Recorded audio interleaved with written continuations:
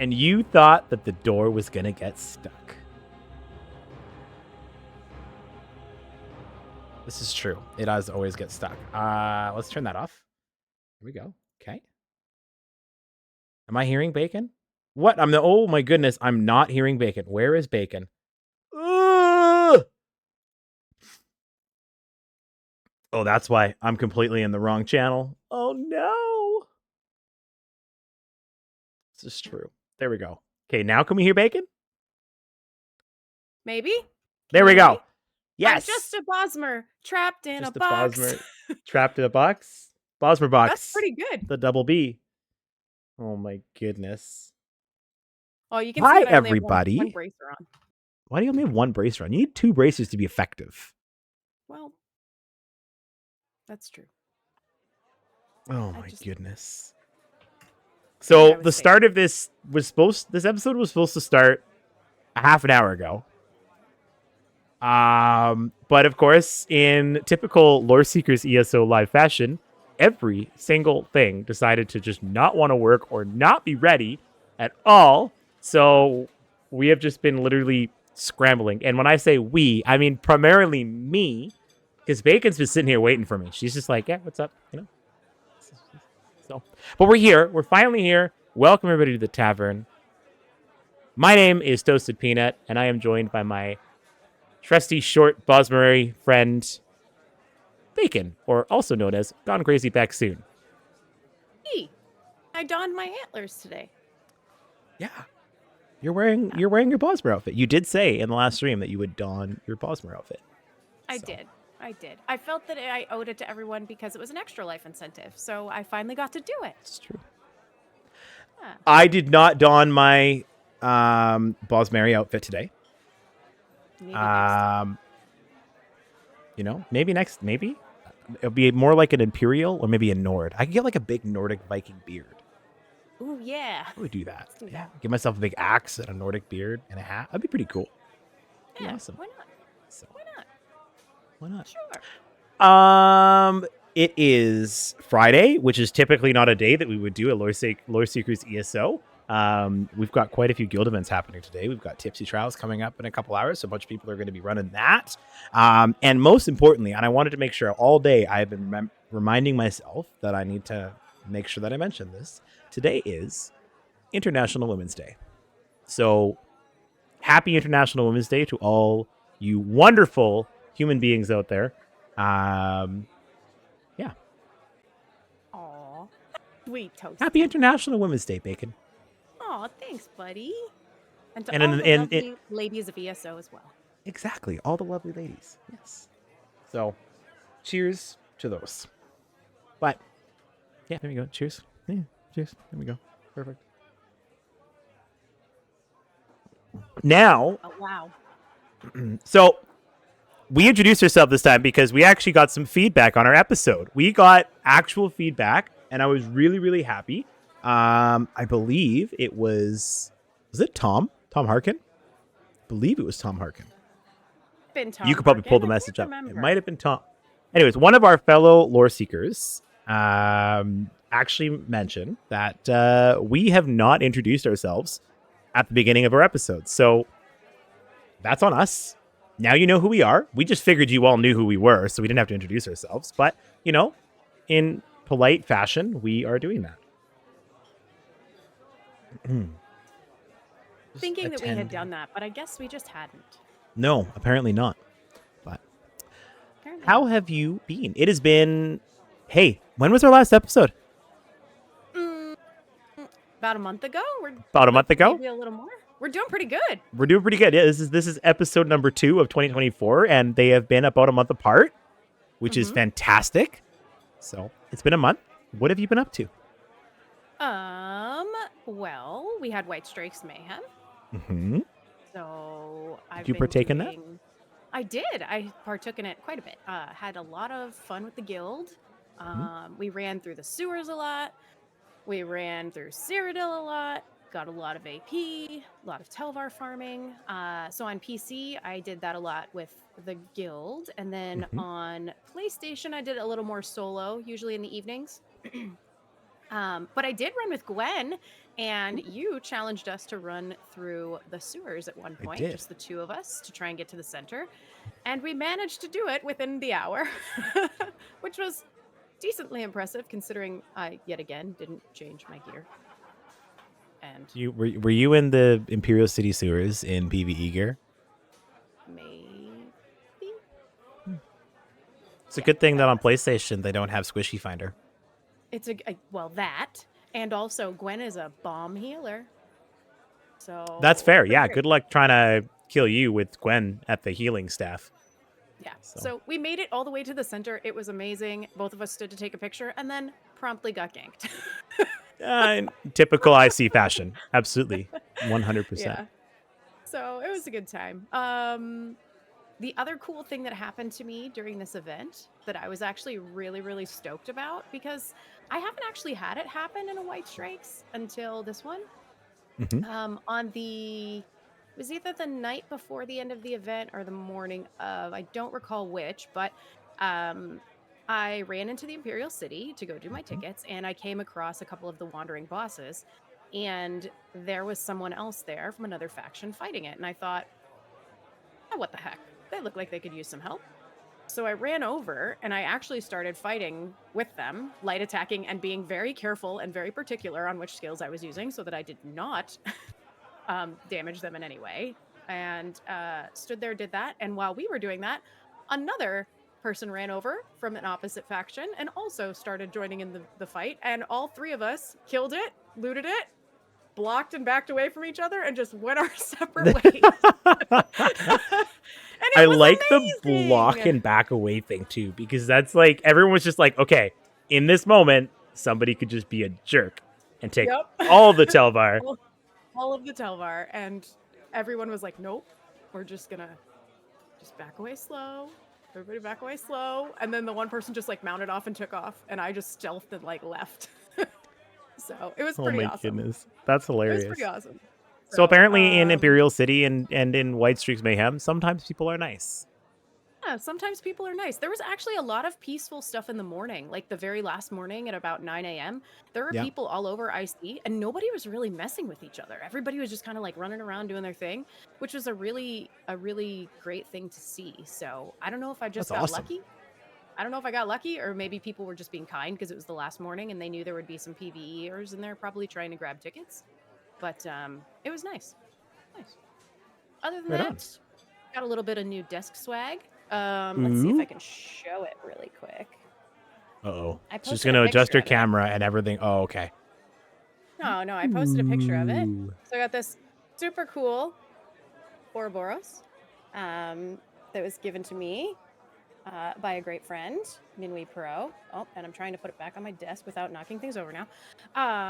And I did start to work on Orsinium for PCNA. Started the Sigic quest line, because I know there were a lot of people who were like, how have you not done the Sigic quest line? So I Because started it that. takes forever. Exactly. And yeah, so started that, and I have now almost finished the Craglorn quest line. So I've Wow. got lots of things happening. You've been busy.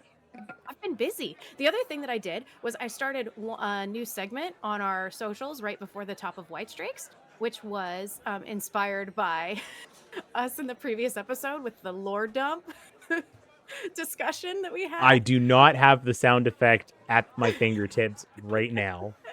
It's okay. We don't Uh, need to have it. But yeah, so the lore dump thing kind of trickled over into our social media, and now every once in a while I'm posting on our Loreseekers X, Twitter, whatever it is these days, some little lore dump information. So lore dump, pretty cool. Oh, you found it. There it was. I love it. Uh, so yeah, Oh, that is I've fantastic. been I've been busy, but like in a good way, not in a bad way. Yes. My real life has also been incredibly hectic, Yeah. and it's like too much to go into, but nonetheless, I'm very happy to be sitting here with you right now. Aw. I'm glad to be here too. And a month after our last episode, not like 3 months later. So Yeah. Thank winning. goodness. Winning. Yeah, no, White Streaks was pretty lucrative for me this year. I spent a lot of my time. Okay, let me preface this by starting. So one of our great friends in the community, Courting Onyx, fantastic person. If you haven't chatted with them, they're hilarious. They're a hoot. One of the nicest people you'll probably meet ever. They actually set me up with a fantastic build, which was an Arcanist, and the build hits like a truck, and I loved it. Had great shields, great damage output, and I was just having a blast. So I actually took advantage of how comfortable I was getting with the build during White Streaks, and I took it into Imperial City, and I started farming for Telvar. And I was making runs that were pulling me in probably about 25 to 35k Telvar a haul. And I've never really made it to that like 10k mark before. So to get to like 25k and be like, okay, we're doing this. And this is soloing the banner bosses and killing the dungeon bosses in the sewers, like underneath, like in the actual sewer section, not the Imperial City. And then also doing the Molag Ball center room as well. So it was just a really fun time. I really, really enjoyed it. So thank you to Courting for building me that build. And they also set me up with a bomber, and they set somebody else up with a healer that they're going to work on as well. So like, just if you have questions and if you're in the community and you have questions about builds, I would definitely say go chat with Courting. They love to just kind of put things together and see what they can come up with. They have a lot of fun with that. So that was really fun for me this White Streaks. I've never had so much fun in White Streaks Mayhem as I did with this build, and I'm like soloing 1vxing, and it was just a good time. Other than that, most of my ESO was in White Streaks in the last month, and I did some PvE before that. I did attempt to do some questing, and then I stopped. So I have to do more questing. It's kind of my goal. I still have to finish off like Necrom, and I have to finish off High Isle. A lot of stuff to do. So, but other than that, work has been pretty crazy for me.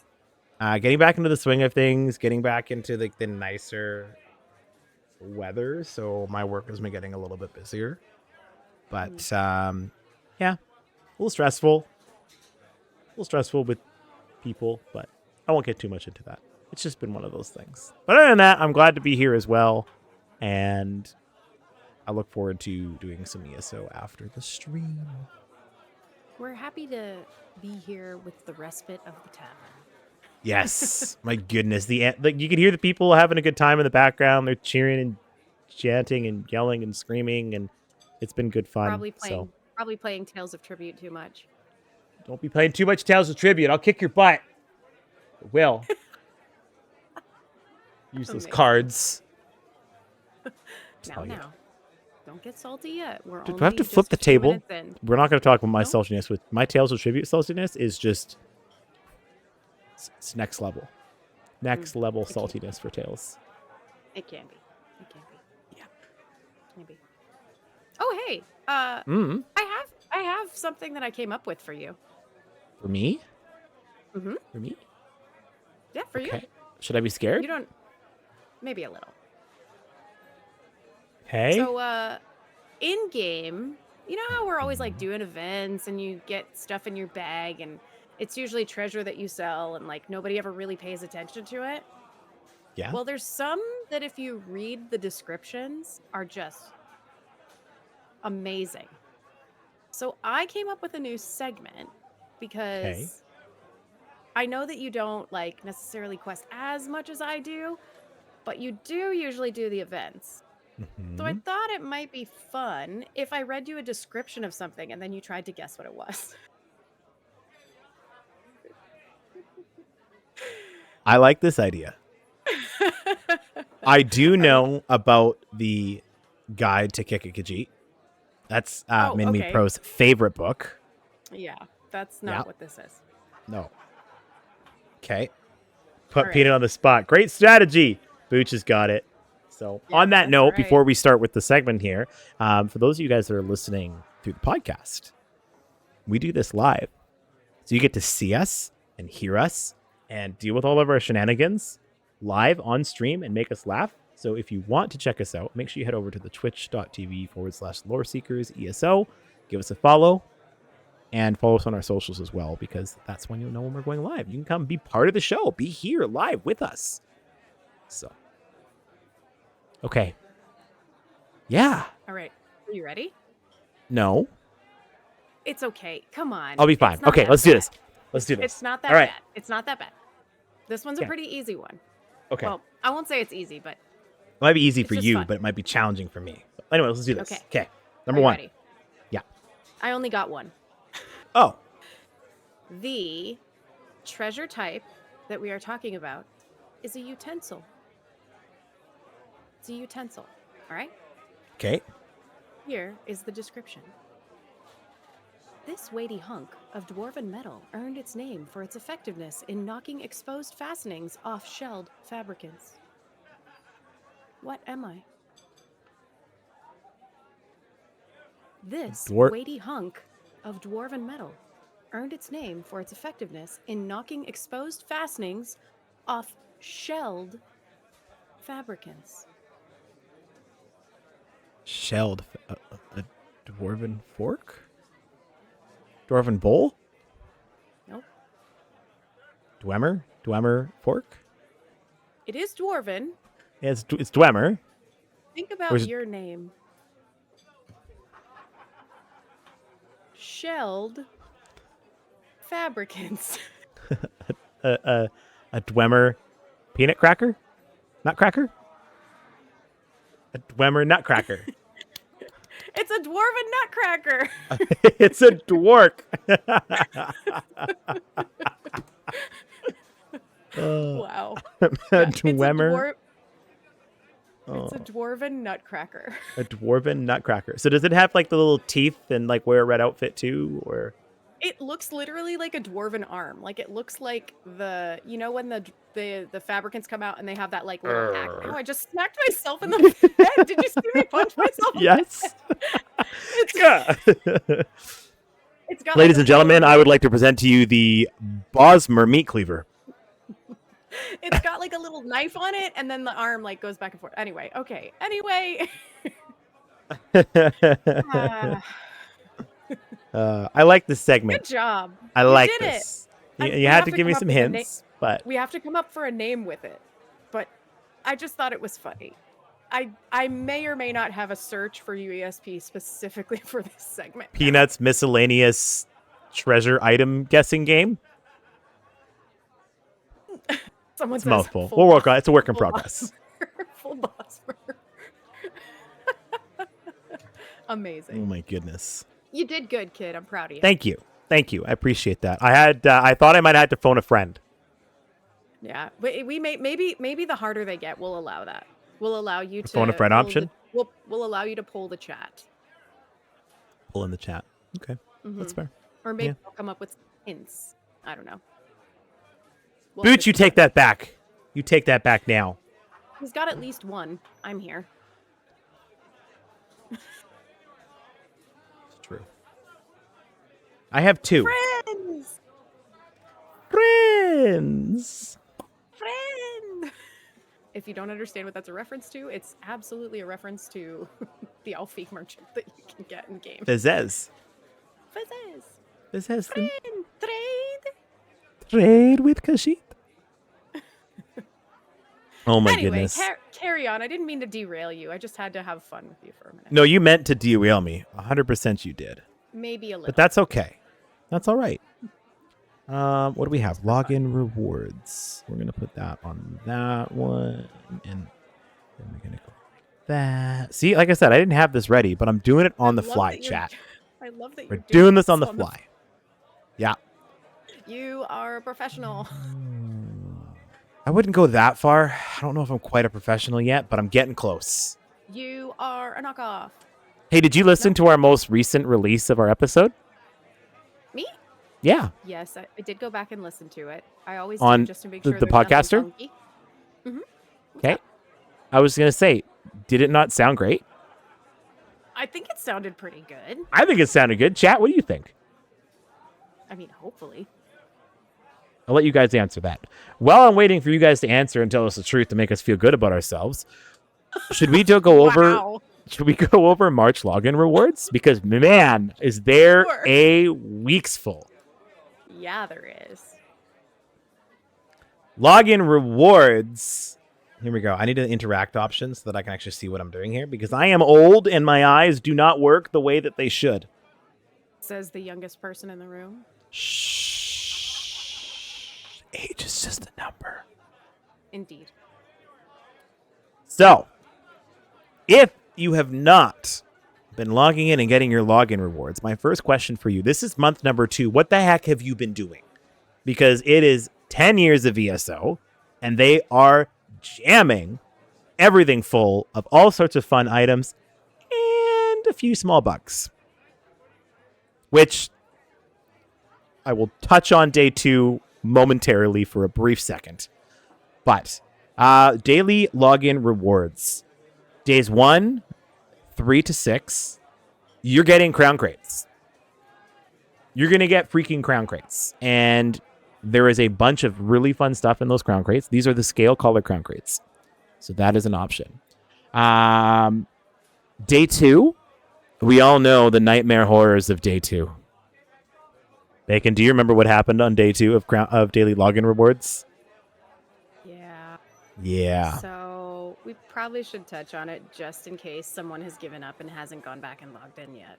Yes. So day 2 was supposed to be the Orsinium DLC release for everyone from their login rewards. However, there was a pretty major bug with it. Some people couldn't claim it at all. Other people figured out that if you fast traveled to one of the DLC zones first, like Fargrave specifically, I think the Shambles Way Shrine was the one that made it pop for a lot of people. You could then claim it. Some people then also found that if you traveled to multiple DLCs, then you could claim it. And then other people had the really fun bug, this one I mostly heard about on console, of only 30 days showing up in the month with Orsinium not being available at all. It was Interesting. just missing. So, I would like to know how Zos erased a day of the month in the year. and only on certain platforms. Yeah. I'm not sure. PlayStation people, you are gaining a day. Actually, if anything, it rebalances because we got 29 days in February.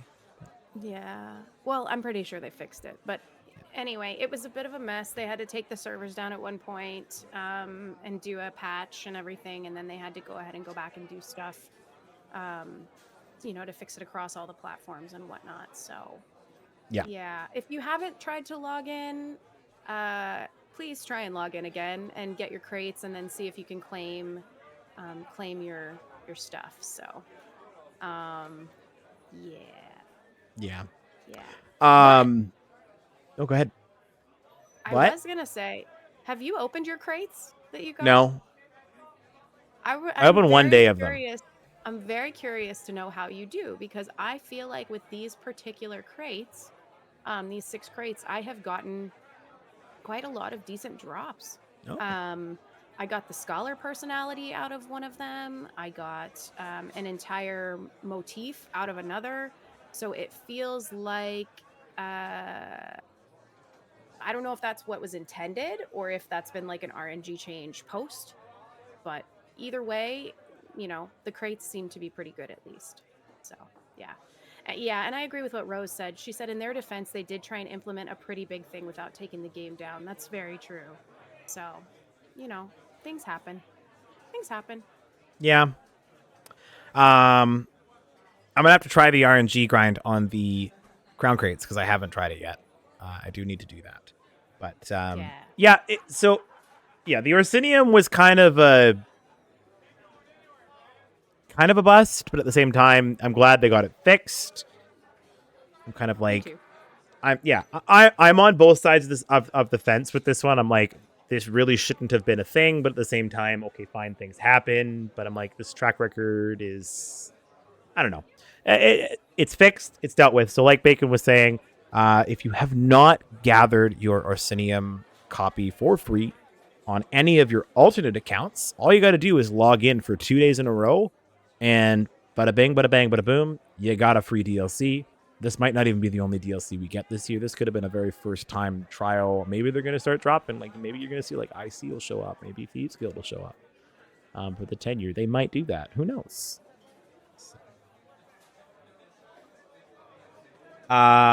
Yes, Mirage. You're not wrong. But we can go for hours and hours on that whole thing. But either way, they fixed it. They got it fixed within a couple hours, which was nice. As Rose had mentioned, a fix could have easily taken hours to implement. So, but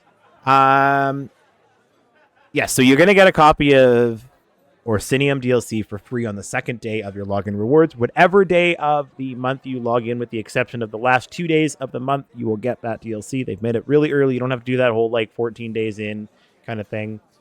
There are 2 mounts available this month in the daily login rewards. One at the end of the first week, one at the end of the second week, which is awesome. They're just throwing those mounts out left, right, and center right now. Wait, there's not 2 mounts in the logins. Oh, is it a pet and a mount? Did I goof that one? There's the There's a pet, this guy. Mm-hmm. And then there's He's the a pet. okay, so this pet. He's a mount. The one above him He's is the pet. That's the pet. That's the pet. From Quaglorn. Quagworn. And Rose, one is quest locked, but that's not either of these. So we can get to that in a minute or two. Okay. Because you can actually pick up 3 mounts this month. What's the third one? This is I've heard the number 3 tossed around. Can you enlighten us? It's in the notes. We'll get there. Oh, okay. Okay, moving right along. There are Seals of Endeavors. I really like that they're putting Seals of Endeavors in the daily login rewards. I think it's giving people an opportunity to kind of give them that little bump up to the last few that they need. 500 Seals of Endeavors, that's almost a weekly for Endeavor Seals at times. It could be 2 weeks worth of Endeavor Seals in one drop, which is awesome.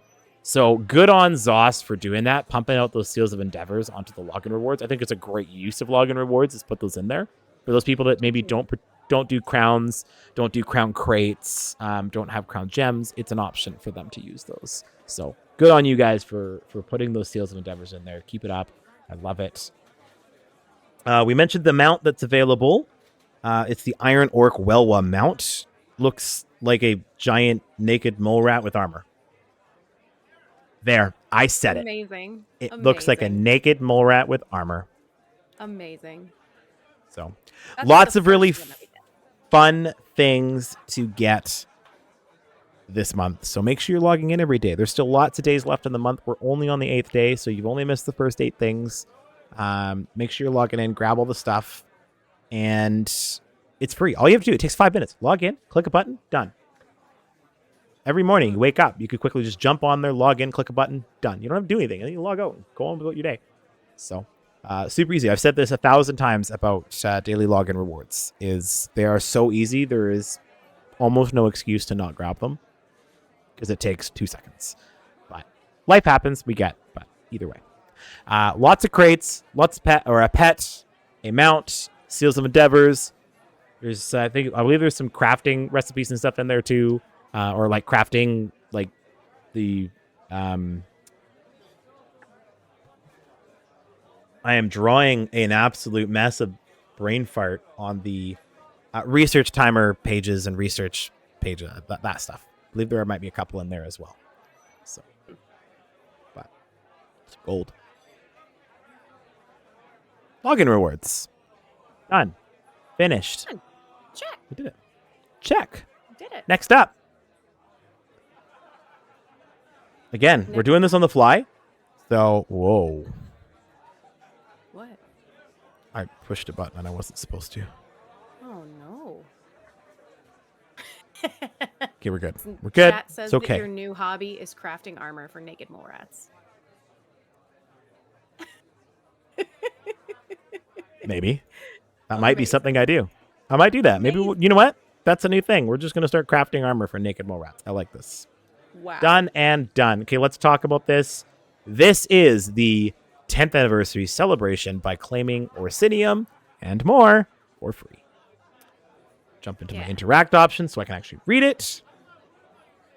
The 10th anniversary celebration event is kicking off this April, but we're getting the fun started early by giving you the Orsinium DLC, which we just talked about, day 2 for your daily login rewards, for free during the month of March. Hey, you know what's in Orsinium, though? Lots of snowy mountains and orcs. And Maelstrom Arena. Maelstrom Arena, okay. Yeah. I'm just saying, we talked about like the fact that we get Orsinium during the last part, but we didn't really talk about what's in Orsinium during the last part. Did people prior to not owning Orsinium not have access to Maelstrom? Yeah, because it came as the arena that's in Maelstrom. Oh, I thought you could access just the arena, like port to just the arena on its own, but you couldn't actually get the zone. Nope, that was a new thing that happened with the Infinite Archive. Oh, but not okay. Not shows how much of the Maelstrom Arena stuff that it is. Sure. And Fanuit Hen, which is who we're going to be seeing in the dungeons that are coming. Yes. One of the dungeons is very orc chieftain specific. Yes, it is, but that's not who Fanuit Hen is. No, but I just remembered from the thing. Yeah. Sorry, I didn't mean to sidetrack you. I was just thinking, since we already talked about Orsinium itself as the free DLC, maybe we just should mention what's in it. So it gives you the Rothgar zone that has like the quests and the world bosses and the public dungeons, and then also Maelstrom. Maelstrom Arena, go get that gear. Get that Maelstrom Inferno staff. Do it unperfected. Smash your head against the wall 50,000 times when you're fighting the twin giants, frost giants. What are you breaking? Every stream, you seem to be knocking something over or breaking something. I'm a Bosmer in a china shop. What can you say? So wouldn't that mean that no one knows you're there? Maybe. I think the reference would be like I'm an orc in a Bosmeri china shop because the ceiling would be lower because Bosmers are short and tiny and everything, and they're small, so they don't need as much space. And Snuggod's ceilings aren't low.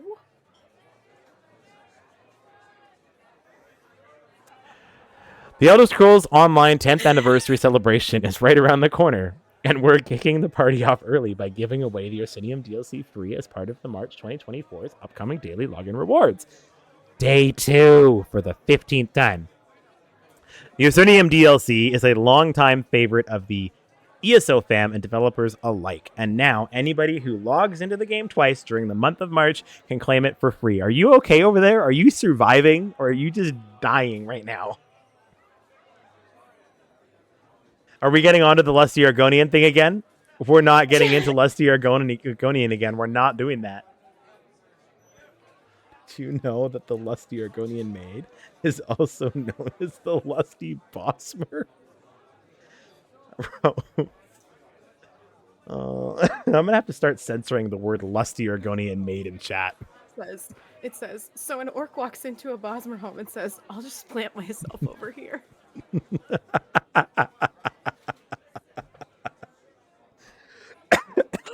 It is in the lore. Always for the lore, Rose. My goodness. I love it. Chat, I love you. You guys are amazing. Join us in exploring Orsinium, the long-abandoned capital city of the orcs. Actually, Orsinium is really, really a cool city. They designed it really nicely. It's huge and lots to explore. So highly recommend go and thieve all the houses in Orsinium. You'll probably get some cool stuff.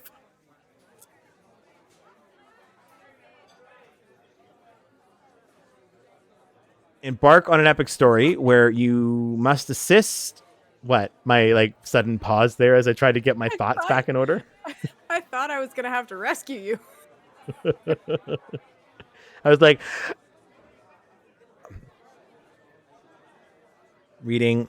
The Orsinium DLC gives you access to the Hrothgar Zone, filled with quests, world bosses, public dungeons, delves, and more, like an arena. And storyline in addition to the infamous Maelstrom Arena. And again, it's all completely free if you log into the game 2 days of the month. Catching what I'm throwing down here, chat? You catching what I'm throwing down? I'm saying log into the game. Collect your free stuff. Help unite the clans of Orsinium. So here's a little overview of... No, not an overview. I lied. Don't listen to me. Forget it. I'm not even going to get into it. Moving right along. However, Peanuts brain drop. However, Orsinium isn't the only amazing reward you can claim this month. There's also a special orc-themed pet, mount, and more. This is literally just a continuation of the daily login rewards. Yep. It's just in writing. Yep. Why am I reading this? Oh no, I tried to help you.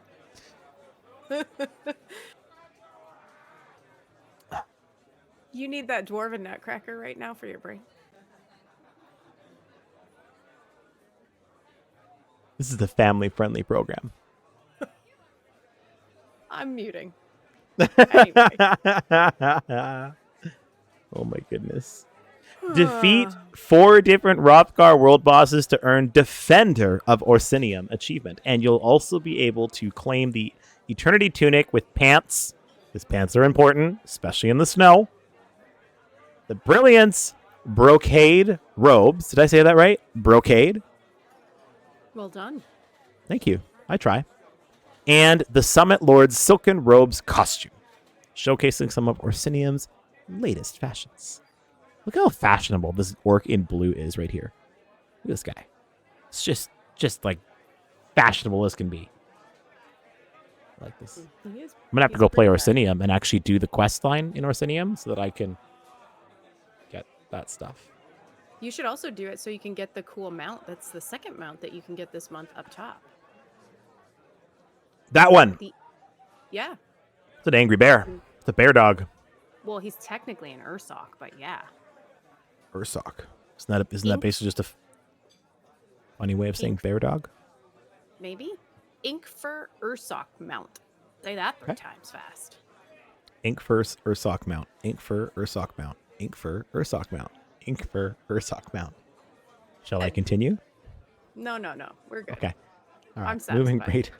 Moving right along.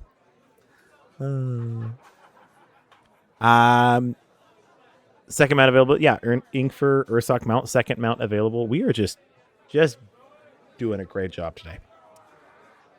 Celebrate early with us. Don't worry. This is only the beginning of the 10-year anniversary.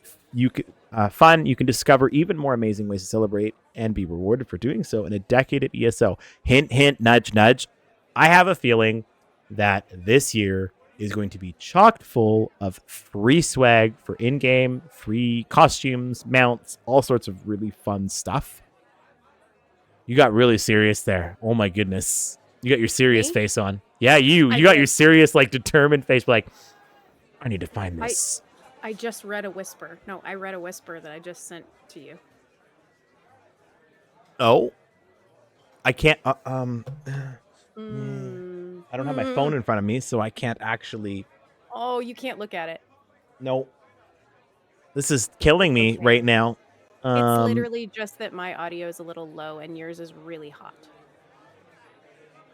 Well, thank you. Thank you. I know I'm really spicy. I'm as spicy as they come. What can I say? I should have waited until you finished the story. Spicy peanut. I'm hot. You're low. Gotcha. Yes. Thank you. I turned you I am up. a Bosmer. That means I'm small. So you need to project your voice more. Let me know how that is. Excuse me? Oh my goodness, not. I need you to project. I'm trying not to blow out my mic. Yeah, you'll be Is fine. this better? All right. Boy. Sorry, I didn't mean to make us squirrel for a second. I forgot you This can't whole see the this whole Whisper. episode today has just been one giant squirrel. So you know what? We're just running with it. Okay. Nope. Anyway, that was pretty much it. Anyway, Realistically, yeah. Older Sinium Century, Cavalier of the Sworn Oath, Trinimex, Penitent, because my eyes are really hurting me right now. Knight, available by completing main store. Oh, if you're ever curious about free things that you can not free things. I shouldn't say it that way. If you're ever curious about what questing and what achievements you can get, you can always look in your journal in the achievement section, and it'll actually tell you what the different rewards are. Or Rose, one of our beloved community members, is actually really, really good with all the different completables that you can get. She's a really good person to ask. So throw it up in the general chat of the guild, and guarantee you she'll probably be one of the few people here that will reply back with the answer to that question. Rose knows what you get for completing things because she is a quester, a big time quester. So thank you, Rose, for that. Appreciate that. Let's talk the talk and walk the walk of the Crown Store Showcase. My favorite thing, because it has to do with crowns, crown crates. So, ESO Plus deals. If you're an ESO Plus member, you get free stuff every month. You get free things. This is true. All ESO Plus members have access to a monthly selection of exclusive deals and items. You can find more information about them in this article. There's an article. We're not going into the article. Statuette Malakath, the Furious One, is the statuette you're getting for free this month as an ESO Plus person. Scions of Ophelia Collector's Bundle. Guess what? Third mount. Fourth mount. Where's the other one? I thought there was one for completing the story in Orsinium. That's the second one. One from logging in, one from the Orsinium story, and one from Scions of Ophelia. That's 3. All ESO Plus members can claim the Scion of Ophelia's Collector's Bundle for free during a 2-week window starting on each specific platform's launch. March 11th for PC and Mac, and March 26th for Xbox and PlayStation consoles. See listing in the DLC section for more information. So, 2 weeks from the launch date of your platform-specific launch of Scions of Ophelia Dungeon DLC, you will be able to claim the Scions of Ophelia Collector's Bundle. All you got to do, log in, open up the Crown Store, click the claim button. It's yours. You're going to get some free stuff. It looks like you're going to get a mount, an outfit, and a pet. That's probably maybe some, you might get a couple XP scrolls, something like that. Usually that stuff's thrown in there. But did they actually list what it is you get?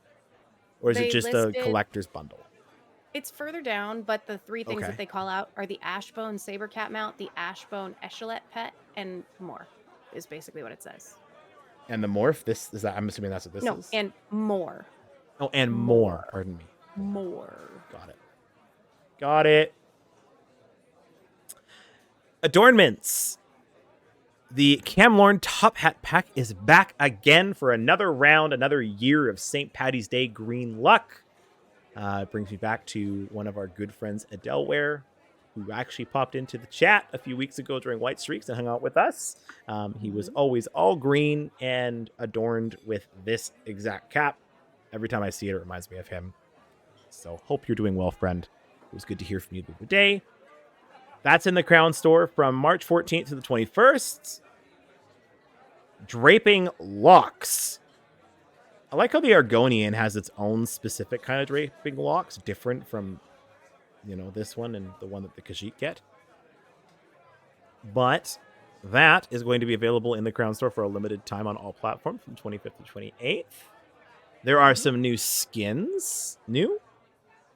Yeah, this one's new. New. Yeah, this is new. I haven't seen this one before. This is actually kind of a neat looking skin. The This one Iliad has to do with the ruins. Dawnwood. This is a precursor to the new DLC. I like it. I really do actually like that. That's a kind of cool, like looking scaly tree thing. Vines growing up the legs and whatnot. So you can grab that new skin in the Crown Store from the 14th to the 21st of March. We have our Moteeth, Dromothra. Almost butchered that one there. Which is back again for another round. You've got Elder Scrolls Artifacts, the First Blade. The Doctrine Ordinator Arms Pack. The Elder Scrolls Artifact Chrysamere. Okay. Molten Dempsey Arms Pack. And the Spawn of Methala Arms Pack. What? Let's back up for a second. Backing up. The Molten Demise Arms Pack. Demise. Oh, sorry. I said the wrong word. That's okay. I think this is the first time that we've ever seen this one. And can we please talk about the amazing lava effect that's coming off of the blade? Like, what? I hope You know it what? looks that way in game. My fire, like Destro Nightblade that uses fire, would probably really like this arm pack. Yeah, it looks really cool. It looks like molten, like lava coming off. Oh, look at the shield. Yeah, on the shield there, it like drips down the shield, like right here. That's crazy. Yeah, it says Urgalau Chiefbane states of this arm set, drips with magma, doesn't it? Comes from the Dread Cellar, a secret imperial prison abandoned after the Empire fell. Place is crawling with Daedra now. Alter your weapon's appearance by using this complete set of Molten Demise outfit styles. Isn't the Dread Cellar a dungeon that you can do from one of the DLC zones? Yes. Cohinky Dink? I think not. No. That will be available in the Crown Store March 14th to April 4th, so get your magma weapons and shields on. Liquid hot magma. Isn't unmolten magma just essentially called a rock? Yes. Spawn of Methala's arm packs is back if you want to get your spidery, gangly leg stuff on. And by all means, purchase the spider stuff. Gross. Spidery Daedra things. Your weapons that have little like tentacles coming up the side, kind of like my transition that I failed to make.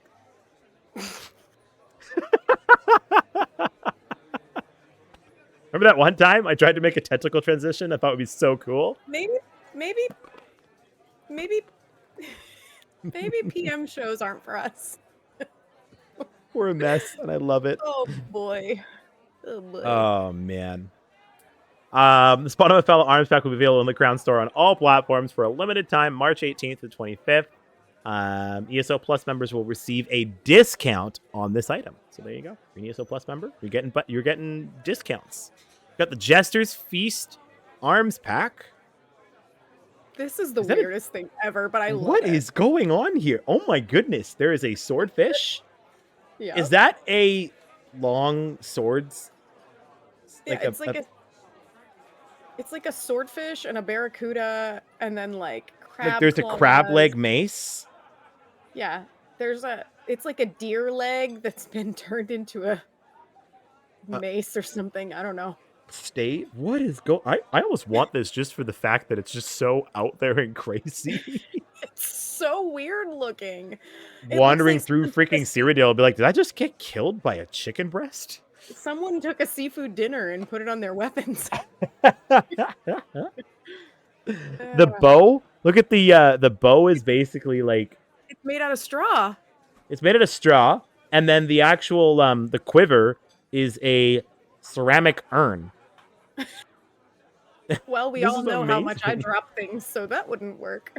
Oh, the crab on the plate is the shield. Wait, isn't the shield the thing below the... Isn't the shield... Well, then what's the crab on the plate in the top corner? I don't know. What is the crab on the plate in the top corner? That looks like too many weapons. A dagger, a great sword. Okay, so we got the dagger by the quiver. We've got the great sword, which is the long fin pointy needly thingy. Are we sure that's not just the sword, the swordfish? You know I what? think It might be a swordfish. Maybe the great sword is the deer leg. Oh. Someone says, Minwee says that the crab is probably just dressing for the picture like the candles are. Maybe. Oh, man, I really wanted crab on a plate with I some kind of lemons. wanted the crab to be like your hat. Yes. Oh boy. I Either might just way, buy this just to say that I have it. I'm was probably gonna going to say. pick it up. Yeah. I'm not I gonna have lie. a jester. I have a jester tune somewhere. I wonder if I still have Cicero. I had Cicero the Insane. Let's see. This will be available. The Jester's Feast arm packs will be available in the Crown Store on all platforms for a limited time during the Jesters Festival. So this is a new item set, isn't it? Like a arms pack. We haven't had this one yet. So wardrobe, Mages Guild pack. If you want to be dressed up like the know-it-all mages, then you can dress up like a know-it-all mage. The logger. Okay, this is one actually I kind of like. Mm-hmm. The logger outfit's kind of cool. Because backpacks. Yeah. I love it. I might actually grab that too. For the wood. 100% for the wood. Wear that in Cyrodiil and just stand by a lumber mill and be like, I'm just a little lumberjack. Don't mind me. Everything you need to brave the wilds of the forest and bring back some hard-won lumber is supplied. Hard-won? Okay, anyways. Is supplied in this robust kit. So hoist your trusty axe and get to chopping wood.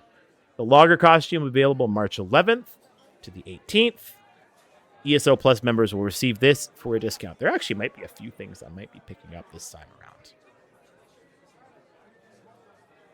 Sawyer. How much wood would a wood elf chuck if a wood elf could chuck wood? They wouldn't because they don't believe in cutting down trees. Yay! Lore! Hang on! Lore dump. Ah! No! Wrong thing. Wrong button. I pushed the wrong button. Anyways, nothing. Don't worry about it. You're good. Anyway. Is it Sawyer? Soiree.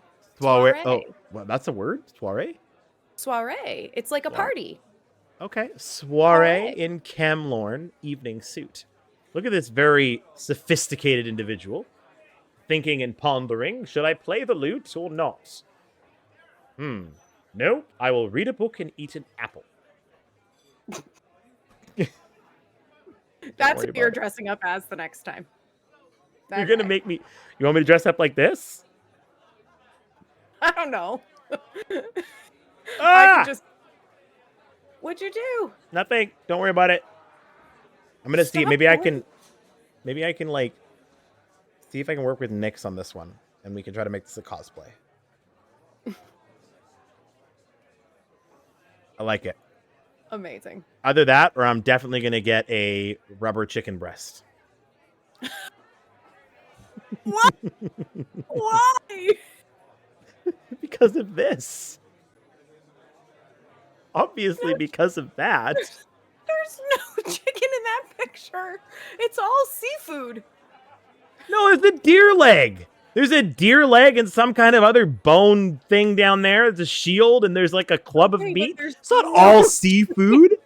There's no chicken. How do you know that? How do you know that the mace is not seafood? I don't even know. Underneath the crab, underneath the crab arm, there is a club, and it's got a giant chunk of meat. Okay, it's probably a deer. You know what? That's it. We're moving on. Done with you. Sentinel vest and salver. This will be available from the 18th to 25th, and the Soiree and Camelorn evening suit will be available from the 14th of March. Lots of really amazing outfits. We've got the Queen's Eye Spymaster. The DLC is coming out. Yeah. What's it called? Scions of Ophelia? really?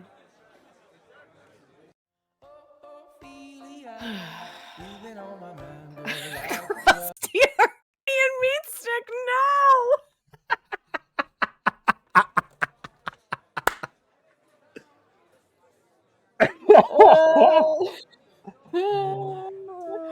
What was this week? Chat, do not start that. What was this month's episode? I don't know. It was just them screaming. It was a and Mike crusty. going, It was a crusty Argonian meat stick. That's what the episode was about. 2 new dungeons await in this exciting. We're not doing this again, chat. The last episode, there was just Bacon for half the episode, just giggling behind her microphone, and all I would hear is just her mouth, her hands over her mouth, just trying not to like laugh intensely. It was great. 2 new dungeons await in this exciting update, from the orc training grounds of Oathsworn Pit to the far reaches of Oblivion in Bedlam Vale, where Nuit 10. good job. Wow. I was going to start singing that do, re, mi, fa, sol, la, ti, do. No. Stores the spoils 1 in the Maelstrom Trouble. Okay. Wow, I had it and I lost it. We're going to try this again. Where Fa Nuit Hen stores the spoils 1 in the Maelstrom, Trouble brews, and new enemies emerge from the shadows. The Scions of Ophelia DLC will be available in the Crown Store on PC, Mac, starting on March 11th, and on Xbox One, Xbox Series, you guys know what all the different consoles are, March 26, 2024. I'm not going to list off every single console that's out there because there's way too many. And in that same 2-week period from the start of your launch, you'll also be able to get the Collector's Bundle. So make sure you do that, which is the next thing on the list, the Deluxe Bundle, which is awesome. I won't go into that. We've already talked about it. We just finished White Streaks Mayhem, was the most recent event. Lots of tickets that you could grab, lots of tickets that could have been had. The next event that we have should be... It's the Orsinium event, isn't it? I think it's probably actually the Jesters Festival. Is it Jesters first? And then I believe it'll be the anniversary event. Right? Yeah. Yep. Yeah. Because April is the anniversary. So. Correct. So make sure you get all of your small ball and your morphable pieces, all your parts and pieces that you need. I was able to actually, with every day of doing the event, with the exception of actually every day I did log in and get tickets. I was able to get a full remorph of small ball, plus the 2 pieces that we needed, and a past event collector's bag, which was awesome. So there's lots of different items. The last item for the tier 2 morphable will be available on this next event, Jesters Festival. So you'll be able to get that into your morph. So you're going to need to get those 3 pieces at 10 each, and then your 3 pieces at 5 each as well. So you can remorph your Moleg Ball Imp pet again. Because remember, when you morph into that tier 2, tier 3, tier 4, you do lose that original morphable piece, just like the previous years with the Morpholith pet and the little glowing green thing that I don't really know if I ever completed that myself, but you do need to remorph it every single time, so bear that in mind. You can buy single event tickets in the Crown Store. If you do miss a day, you got a few crowns burning in your hole in your pocket because you have ESO Plus and you get free crowns. You can always catch up on those tickets. I think they're about 500 crowns a piece. So if you need to do that, you can do that. We have furniture. Lots of really cool things that are available. I'm not really going to go over dates. If you want more information, head over to the Elder Scrolls website and you can check those things out for dates of when they'll release. But I'll go over a few of the big items. Furnishing pack, the Clockwork God's Dominion. There's a massive statue available for this one. A few clockwork pieces, a couple tables, some chairs, lots of really things. I actually think I have this one myself, just sitting in a house somewhere, storaged. So definitely worth taking a look at if you're interested in the clockwork stuff. Music Box Times Architect. I actually listened to this. It's actually really nice. It's quite soothing. So definitely worth giving it a listen in the Crown store. Most of the music boxes are really, really nice. There's only a few that I'm like, ooh, when you listen to them. Yeah. And a couple of the Merkmeyer ones were a little, eh. Oh, see, I liked those. You like the dirge kind of stuff? I mean, it depends, but yeah. I think some of the high aisle music boxes were some of my favorite ones. Yeah. I liked what they looked like as well as how they sounded. Yeah, that's fair. I want the Kuvaste song from Merkmeyer. What? Excuse me? You don't know what it is? You don't know what song No. Oh my gosh. Are you singing the instrument that's got the frogs in it? That's like No, but I think it's played with that song. Chat knows what I'm talking about. I just don't know all the lyrics. It's a song about, like, what's his name? Kuvaste? Merkmeyer?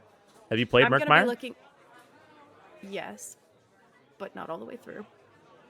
Did you pull a peanut? I did. But it's not because I don't... It is not Hoobastank. No. No, Although that's throwing me back to the early 2000s.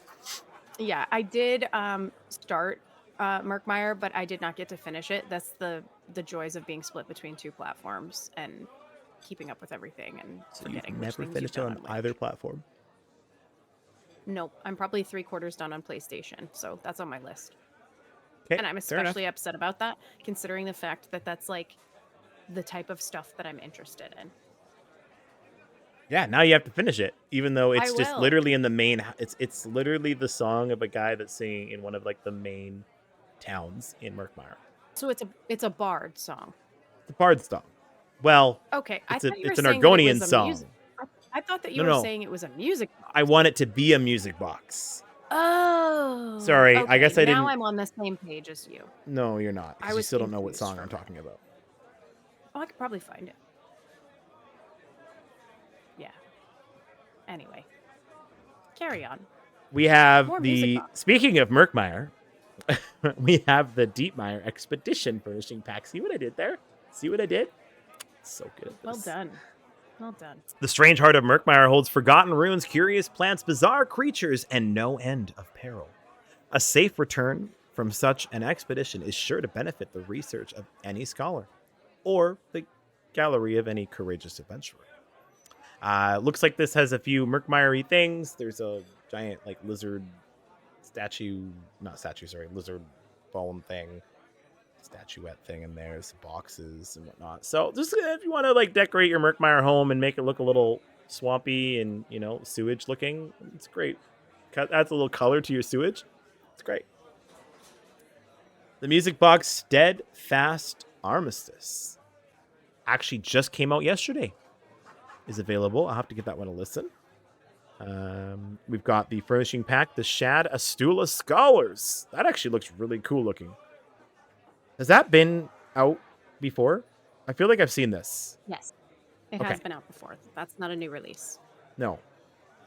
But not many people I've seen use this because I think they're quite large. They are massive. Yeah. Okay. So if you're interested in that, go for it. Furnishing pack, the Jesters Festival Stagecraft. You can create and build your own Jesters Festival stage setup in your house. So go nuts. Grab that. Absolutely. And while we're at it, speaking of houses, Fogbreak Lighthouse is absolutely the most idyllic and perfect spot to do your Jesters Festival scene with your Murky-Meyer stuff and a cool deep root dirge music box sounding thing from Merkmeyer. The cozy life of a lighthouse keeper awaits any who claim Fogbreak as a home. This welcoming lighthouse includes a large undercroft, stunning views of the sea, a beacon to help ships navigate dangerous waters, and plenty of outdoor space to save it. So, go check that one out. I'm actually going to take a closer look at this one because I have a little bit of a housing thing. It's lit. It is lit. It's lit because it's a lighthouse. Is it? I do. It's a lighthouse, so it's lit. It's litting the way. It's litting the way? Don't say anything. How much mead have you had, man? None. I'm I drinking see you. a glass of white wine picked from green grapes in the Cyrodiilic fields of Cyrodiil. So it's mixed with fermented meat bag. Ew. Ugh. That's Gross. disgusting. It basically, do now not we know make where our rot white meth wine comes with- from. We do not make our white wine with rot meth. Nyx has a request for you. She wants you to sing her your Argonian song later. Later, oh, okay. No, I didn't mean it like that.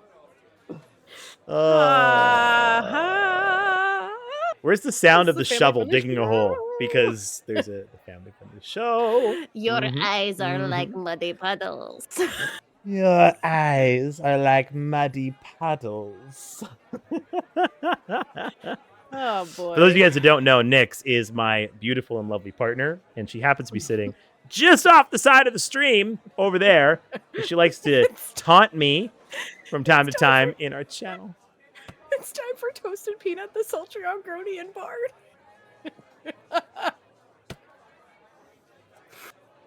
Shalador's Shrouded Realm. Speaking of sultry Argonian bards, we're going to Shalador's Realm. Doesn't make any sense, doesn't have to. Before working arcane miracles on Ivea, the College of Winterhold, the Great Mage Shalador. Oh, I missed an and in there. And the College of Winterhold. Don't make fun of me, okay? I'm not good at words.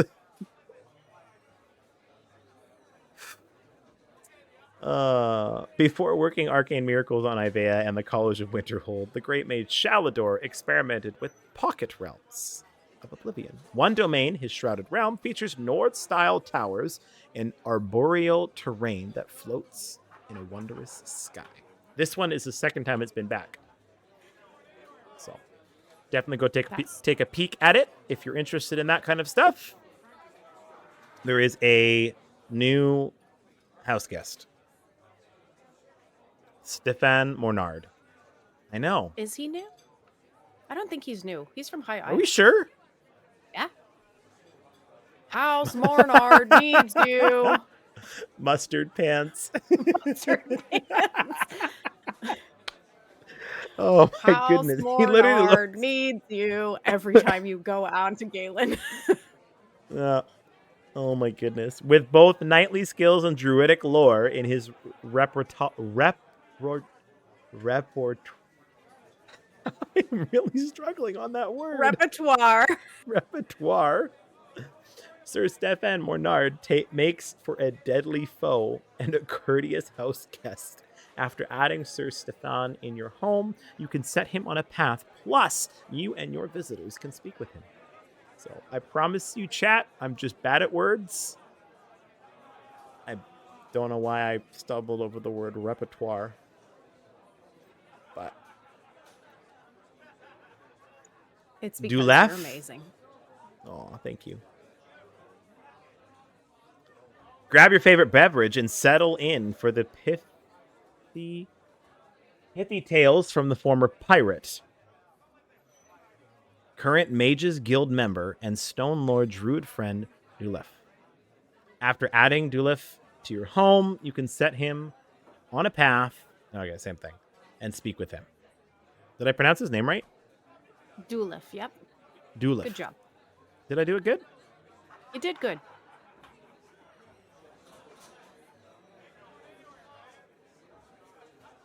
Are you okay?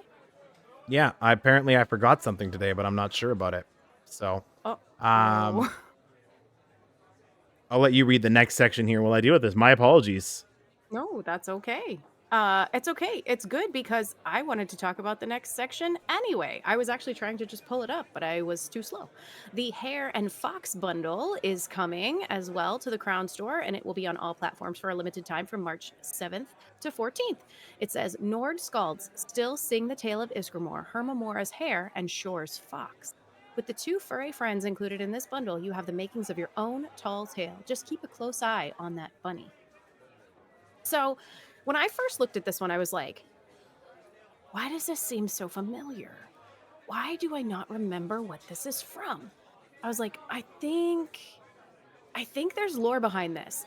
So then I sat for like 45 minutes and could not find what it was. I typed in a whole bunch of stuff. And then I was like, help to Matt. And we both looked through a bunch of stuff. And then yes, Draylin, what's funny is I think you had me read this for an extra life incentive, didn't you? Am I remembering that correctly? I think so. But anyway, yeah, that's what I thought. So I knew it was familiar to me, but I could not remember which one it was. And hold on, because I'm going to pull it right now and link it in the chat for anybody that is here. Hold please 1 moment. It is from the Fragmente Abyssium Hermaeus Morris. So, he's also made you read a bunch of other stuff. This is very true. You did make me read a bunch of other stuff. Where is my window so that I I'm don't back. mess it up? Welcome back. I'm a horrible Give me human being. 1 second. My calendar did not remind me that today is my mother's birthday. Oh no. Oh no. Should we all wish her a happy birthday live on stream? Let's Oh my goodness. we need to wish Mother Actually, you know what? Peanut. Actually, no, you know what? We're not going to do that today. Actually, Why? but I will pass it on to her from everybody. I got a thumbs Yeah. up from my mother because apparently I totally forgot. Oh, I'll buy her no. flowers. Oh no. I'll buy her flowers. Anyway, bring them to her tomorrow. Draylin, thank you for the link in the chat. That, if you would like to look it up, is the Fragmente Abyssium Hermaeus Morris, and it has to do with the story of these 2 pets that you can get from the Crown store. It basically, in summary, has to do with Hermaeus Mora almost convincing Iskramor to turn into an elf, I think. Is that correct? Yeah. So it's a fun little story. Definitely give it a read if you are interested in lore, and know that it goes along with those 2 pets that you can get. Well, 2, I guess, a mount and a pet that you can get from the store this month. Oh, this is the funny tentacle bunny. Mm-hmm. Because it's Hermaeus Mora. That makes sense. Sort of. I think I Ish. recall mentioning something about this and being like, what's up with the tentacle bunny? The wolf is cute. The fox. Yeah. So there you go. So, like, okay, can I just say, like, the tentacle bunny is probably one of their more graphic. It's a good word for it. He's a little scary. It's the ink pouring out of his eyes that's kind of a lot. Yeah. It's just, I'm like, look at the picture here, and he's got, like, his eyes, and they're, like, rolled back, like he's, like, maybe not alive, and then there's tentacles coming out of his mouth, and it's just, oh, it's kind of nightmarish. But, yeah. I don't know. It's creepy. It's a metaphor for Moore himself trying to entice these criminals. Come to my tentacle bunny. Oh my goodness. Thank you, Draylin, and thank you, Bacon, for covering for me while I wish my mother a happy birthday, because apparently I forgot about that. Shouldn't have said anything. Now if she watches your stream, she's gonna know. Mom, I love you. Yes, this one will do nicely. The Ashbone Saber Cat mount. I've also got the Summers Herald Torchniks. That's actually kind of cool looking. Yeah, but his face is terrifying. That is terrifying. But look, he's got glow belly. He's got glow butt. Yeah, glowy. I like glowy butt torch bugs, but I don't think I want that thing. Well, he's a mount, so you don't. You own him. Yeah, but ugh, gross. So, you have the Sagacious Sigic Centrot. Well done. I got that word, but I couldn't get the other word. That's okay. The Cinch Lioness, You have a Jester's personality coming. Polymorph. We have some new pets. Wait, you just said polymorph, but didn't say which polymorph it was. Oh, factotum. There you go. You want to be a robot? Do I'm a robot? There you go. Bacon is doing a fantastic. You're welcome. Don't quit your day job. That is my day job. I know. That was the joke. You got pets. You got the dusky fennec fox, the ashbone, echelot, echelot. Yes. It's kind of like a cute, gory groundhog. Yeah, they're the things that run around. Oh, Etchater. Thank you. Etchater? Really? Oh. I've been But it says saying it echelot. wrong for a long time. It says echelot. Etchatet. Etchat. But it's spelled Etcha- ECH. Etchatet. Etchate? Ashbone. Echelot. Etchatet. Where's the tet? It's let. Well, gotta love those lore words. And that's why they have a whole person that helps people pronounce when they record things. That's That why. is not here with us. That's why you put marbles in your mouth and you pronounce drummer words. We need drummer drops. Drummer drops? Drummer? It's Drummer drops? I'm not even going to make fun of you for it because I have butchered so many simple English words today. It's not even listen, funny. I still have to get through a whole lore lesson, and there's every chance that I will butcher It's about going to be 78 fantastic. 78 words in that. Oh my goodness. Oh, Etchater or Etchatet are the adult. Echelet are the It's young. the babies. Okay, so I did pronounce it right. There you go. There's something. Dry eyes. Try Dwemer. Oh boy, I'm so sorry for all the audio listeners in this episode. Anyway, There is just a lot going on in chat. The last two Ah. episodes that we have done, chat has just been on fire it's with amazing. the comments. You guys have been fantastic. Yeah. Hmm. We've got the snow-capped fledgling griffin. Look how cute he is. It is. He's- They are. Pretty cute. He's pretty cute. He'd probably rip your face off. But Yeah. you have the northern lynx, the scald muse fletchling griffin. Also, we'll The- rip your face off. Yeah, that will. Absolutely. Look at that angry rainbow face. Rainbow face. You've got the Jacques Hagit Raz. Cute. He is really cute. Look at those blue eyes. I know. Sweet So one. cute. This one did not knock over potion bottle. No.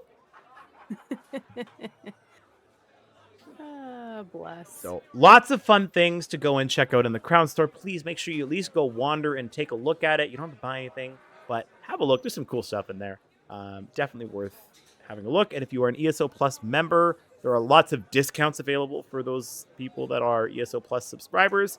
And there is a lot of free things for you to go and claim. So make sure you do that. Definitely worth having a look. Now, let's jump into the Scions of Ophelia Bedlam Vale preview. Talk a little bit about the new dungeon DLC that's coming out and go over that. So again, on the fly adjustments happening now. So we should probably warn everyone that if you're a person that likes to avoid spoilers, this is what was released on the website. But if you want to avoid any information about it, I would go ahead and fast forward a little bit now, just because we are gonna just quickly skim through this and touch on some of the stuff that has been released by ZOS. So. Agreed. I would say fast forward 1 minute and 30 seconds if you want to avoid the spoilers. I'm going to keep it within 1 minute and 30. Does that seem realistic? Maybe. One Pretty other quick. quick thing to add. I do not have it in our notes here, but they did release a Meet the Character for Fanuit Hen, and there was also another, oh gosh, was it a Lore Masters archive? Something else came out, I think, that, yes, I hope you read out the entire Lore Masters archive. I actually didn't have it in the notes, but okay, I'll go get it right now. All right. Get it right Well, now. she's getting the Lore Master's notes. We're going to do a 1 minute and 30-second overview of the Scions of Ophelia preview Bedlam Vale. Starting now. Delve into the demiplane of Maelstrom and defend an ancient vault in Bedlam Vale. Coming soon with the Scions of Ophelia DLC. March 11th for PC and Mac and March 26th for console.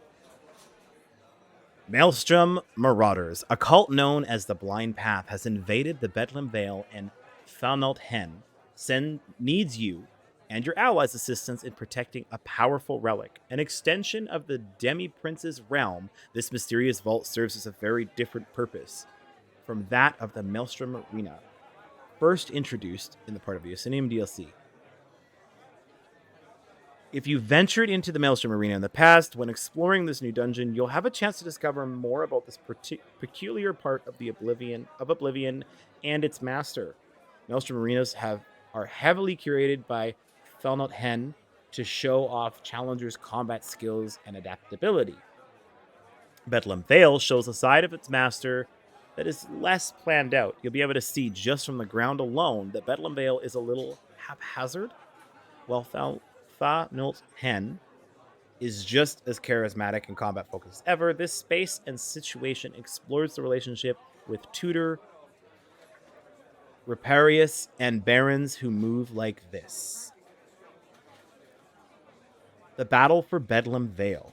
When designing Bedlam Vale, the team wanted to create a dungeon environment that feels familiar, dangerous, and perplexing. A lot of inspiration is drawn from the Maelstrom Arena. ESO senior encounter designer Shane Slama. Did I pronounce that right? Players familiar with the icy water in the Rink of Frozen Blood or the venomous ruins of the Vault of Umbrage will recognize more of Fanuit Hen's handiwork in Bedlam Vale. There you go.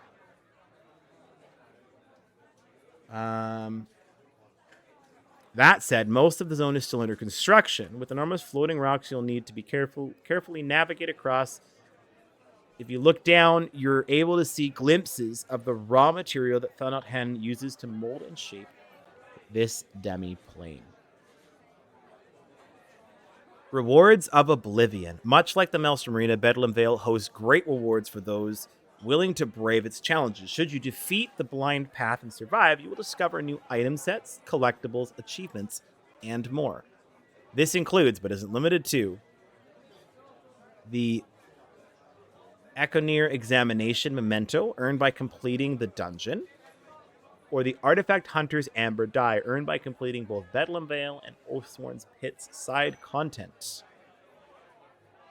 These rewards also include a new monster mask and 3 unique item sets, 1 light, medium, and a heavy, that introduce powerful new ways to equip your adventurers. For example, the Blind Path Induction Light set boosts your damage, shields, and healing depending on your distance from your targets.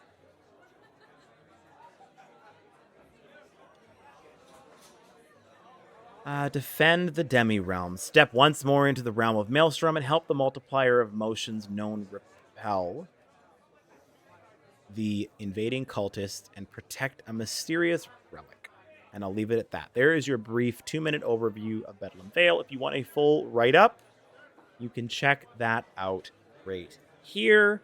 Have a read if you want the full overview of exactly what is entailed with the new dungeon DLC. Did you be able to find what we're looking for that? But it is quite lengthy. Okay. My lore lesson is 9 pages long. So, that is a lot of talking.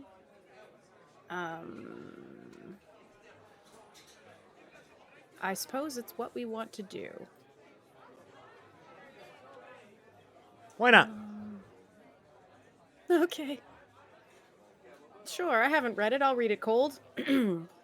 You want to do that, or do you want to just kind of leave it as available and move on? Well, I thought about doing it as a separate release, but That actually wouldn't be a bad idea.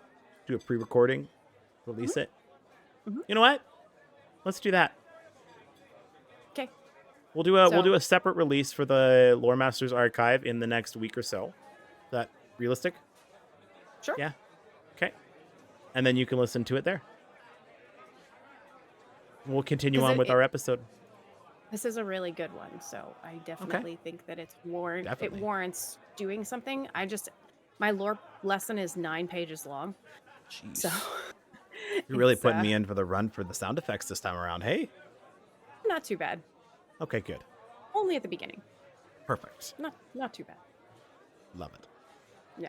So Last chance. Oh, sorry. Go ahead. no, I was just gonna say, and I'm sorry that I didn't plan for the Lore Masters archive. It just released yesterday, and yesterday I was down and out with the sickness, so I didn't make any adjustments to our notes yesterday. That's fair. It happens. Yeah, We're not all perfect. far from it. Very far. But you know what would be perfect? What? If lots of people were able to get their tickets for the 10th anniversary event in Amsterdam, because that is almost done. That comes up in, what is that? That's like next week. That's next week, isn't it? No. That's like 5 No, weeks. it's No, in sorry. April. Yeah. You can the ticket sales though end on the 12th, and it's the 8th. So most likely by the time you're hearing this, it's too late, unless they extend it. They might. Maybe. So there's that I don't know. potential chance. But if you want to get your tickets, those of you guys that are here in chat with us now, if you want to get your tickets, pass it to your friends. Tell your friends all about it. Last chance is coming up on the 12th. Make sure you do it. This is the anniversary event in Amsterdam. There is a bunch of freaking amazing things that are going to be going on there. Oh my gosh. Why do you want to age verify me? Silly, silly, silly. I'll quickly throw this up here, and then we will be moving right along. Let's see, I'll probably just be changing the last 5 numbers, but whatever. Interact. Get your tickets. Follow the link. I will post a link to that in chat for those that are interested. Go over there. There's still time in case you missed the big news. We're kicking off ESO's 10-year celebration with a huge in-person event hosted at the Sugar Factory outside of Amsterdam, Netherlands from April 5th to the 6th, 2024. If you'd like to join us, don't worry. You can still grab tickets now until March 12th. That's only a week away. Actually, that's only 3 days away. 4 days away. 4 days away. In addition to gaining entry to the 2-day event, each attendee will receive the following goodies. 3 things incoming. ESO Alliance Badge, Lanyard, and Alliance Pin Set. You have one of those. Yeah, you do. ESO No, I don't. 10-year anniversary. I thought you got the pin set when you were in Vegas. Nope. They didn't Alliance have that. pins? Oh, Nope. We all got random tattoos in the bag. oh that were maybe the that's what I'm thinking of alliances. then. Yeah. ESO 10-year celebration event, Netherlands t-shirt. ESO 10-year celebration event collector's coin. Those are coveted amongst the ESO fam community.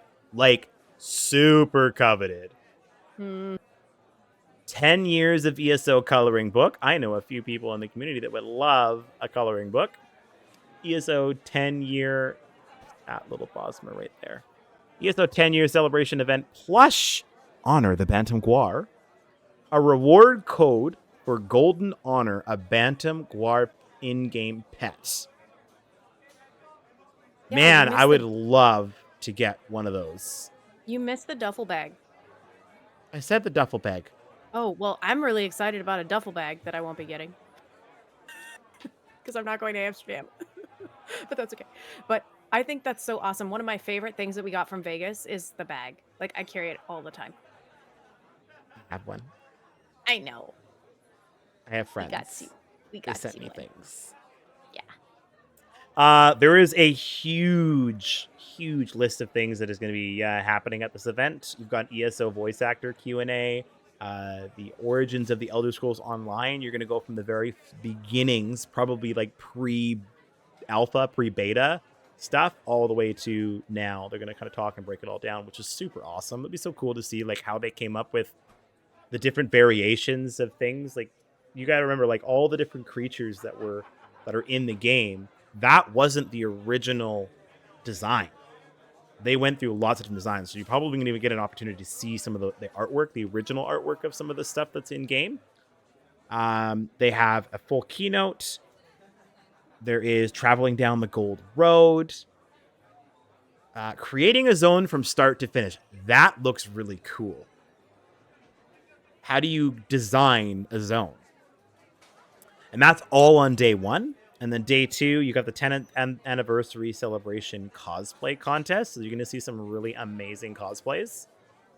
Tabletop to Tamriel, ESO Fam Feud game, and so much more that's going to be happening. So go over to the website, check it out, buy your tickets, and hopefully you can make it to Amsterdam, meet some amazing people in the ESO Fam community, as well as people from the Loreseekers as well. We do know that we have some Loreseekers that are going to be attending.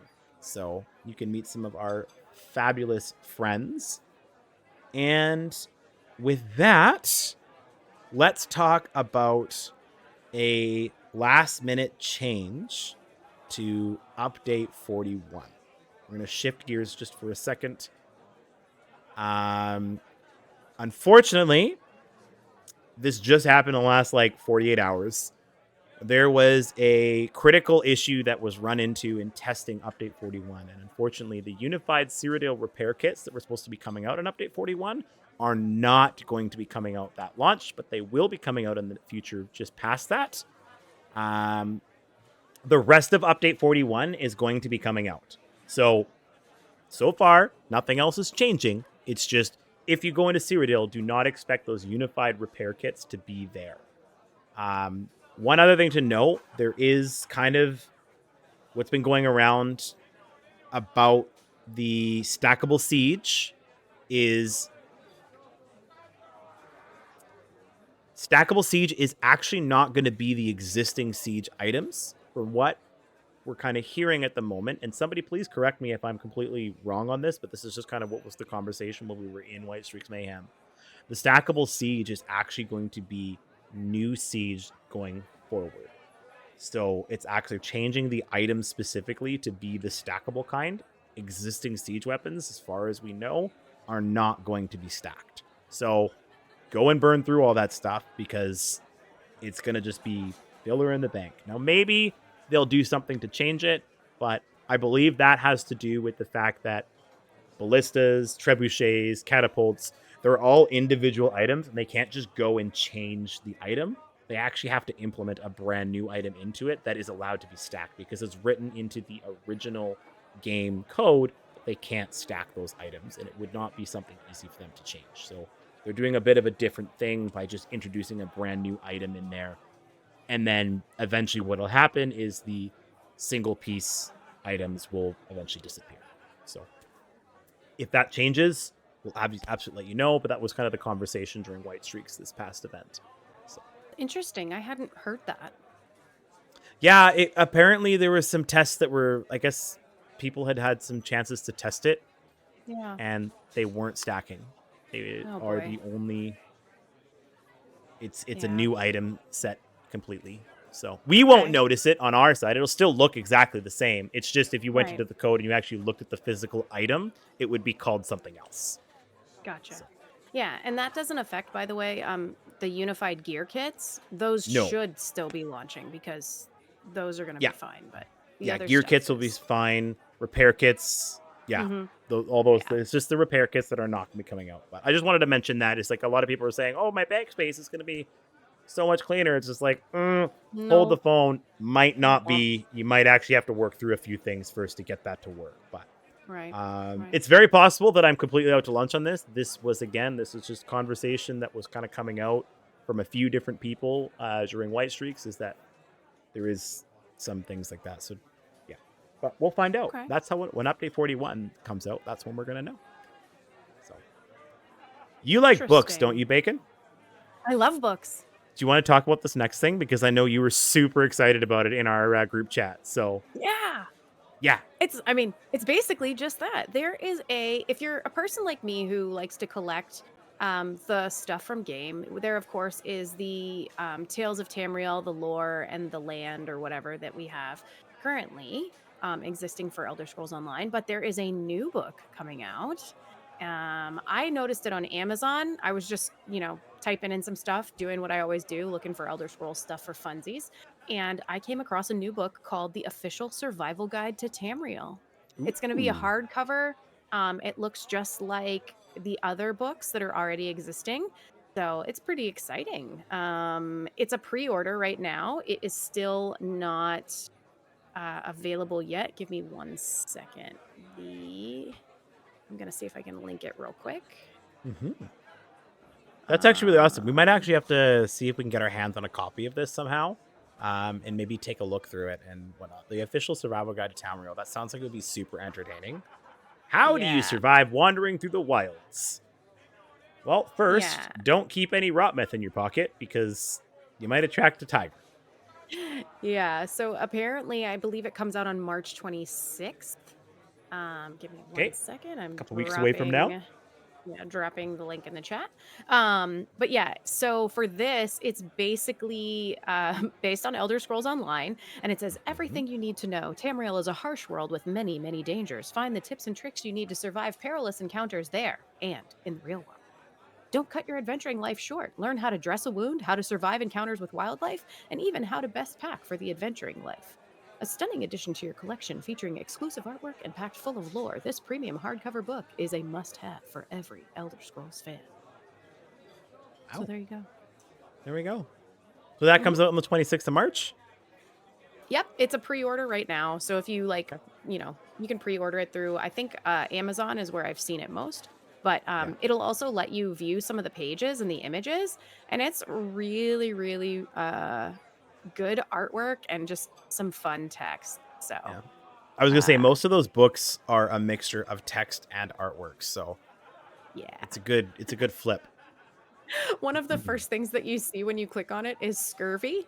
It talks about scurvy. And then underneath it says, Walker overboard. Walker Sea voyages overboard. would not be so deadly if the ship were not surrounded by, well, the sea.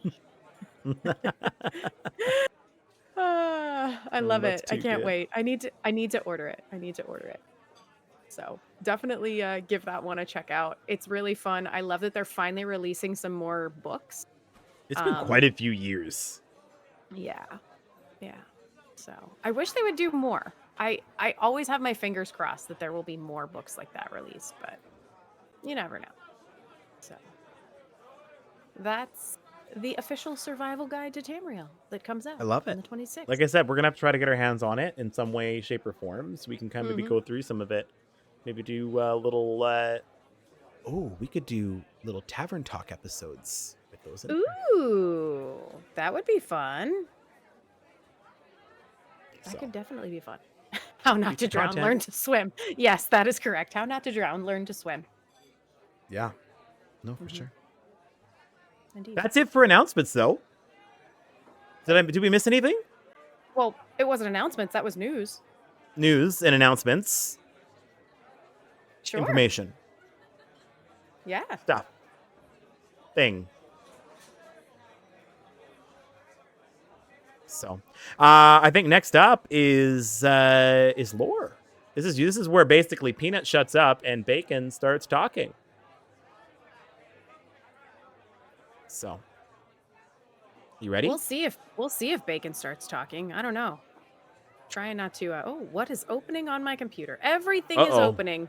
Hold, Oh my! please. What did you do? Oh no! Where did my lore go?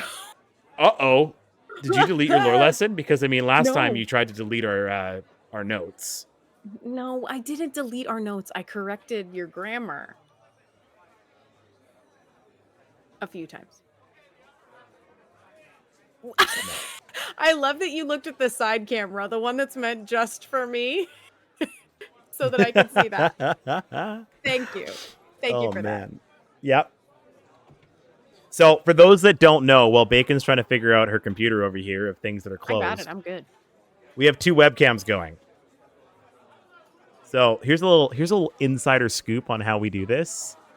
So Bacon and I enter a video call with one another, and then I crop Bacon's video and I stick it down below, down there in the lower half of the screen, and then I take myself and I put myself up top. So my webcam does not work to split between two different applications. It's one application or none.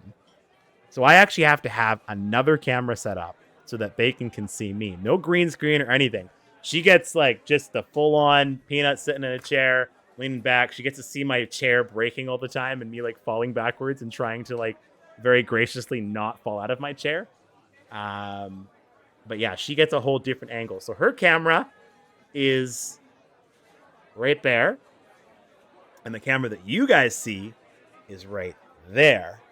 That you see full on right in front. So yeah, it's quite fun. It's quite actually interesting when you break down all the technical stuff of how this all works. So anyways, tech dump. It's not the same. It's not the same. Oh man. But I all am right. gonna clip it. Yeah, you are. I'll go back and clip it. Not now. Anyway. Okay, perfect. All right, chat. All well, right. with that, I'm going to back out of the little voice comms here. And Bacon, it's all you. It's all you, girl.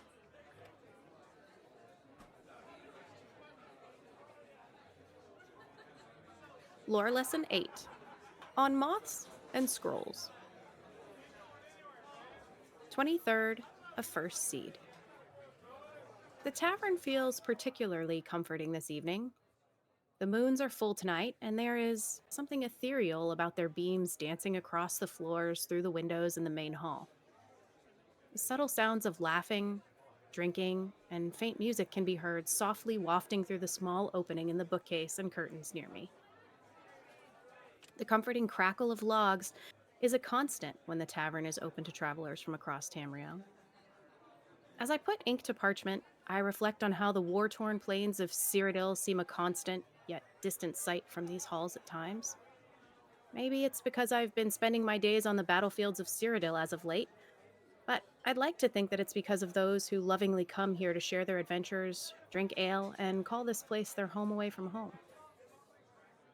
The love and camaraderie that fills these halls transcends the boundaries of this tavern and makes all who enter in family. Alas, if I were to sit here and reflect on everyone who had passed within these hollowed walls, I would run out of space on these pages.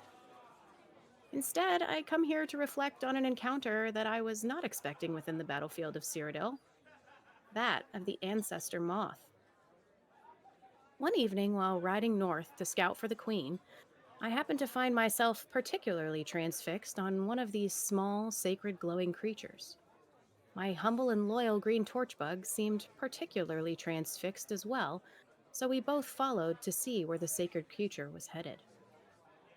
With small spots of snow crunching beneath the feet of my winterborn wild hunt wolf, we continued towards King's Crest Mine until the small creature took a right and made its way through some trees quickly. There in the distance, I came upon what looked to be a cathedral or temple. The moth quickly flitted its way towards the doors, my torchbug following quickly behind. Making sure that I was not followed and not knowing what to expect, I swung open one of the large wooden doors. I was greeted with fraying banners, tables, and bookshelves adoring the columns and walls of the temple. The stained glass windows of the divines were darkened from the late hour, and a few robed priests sat amongst the parchments, tables, and candles.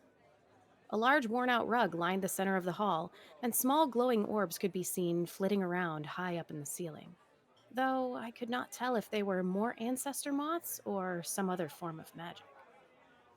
Upon entering the temple, I was hardly noticed at all.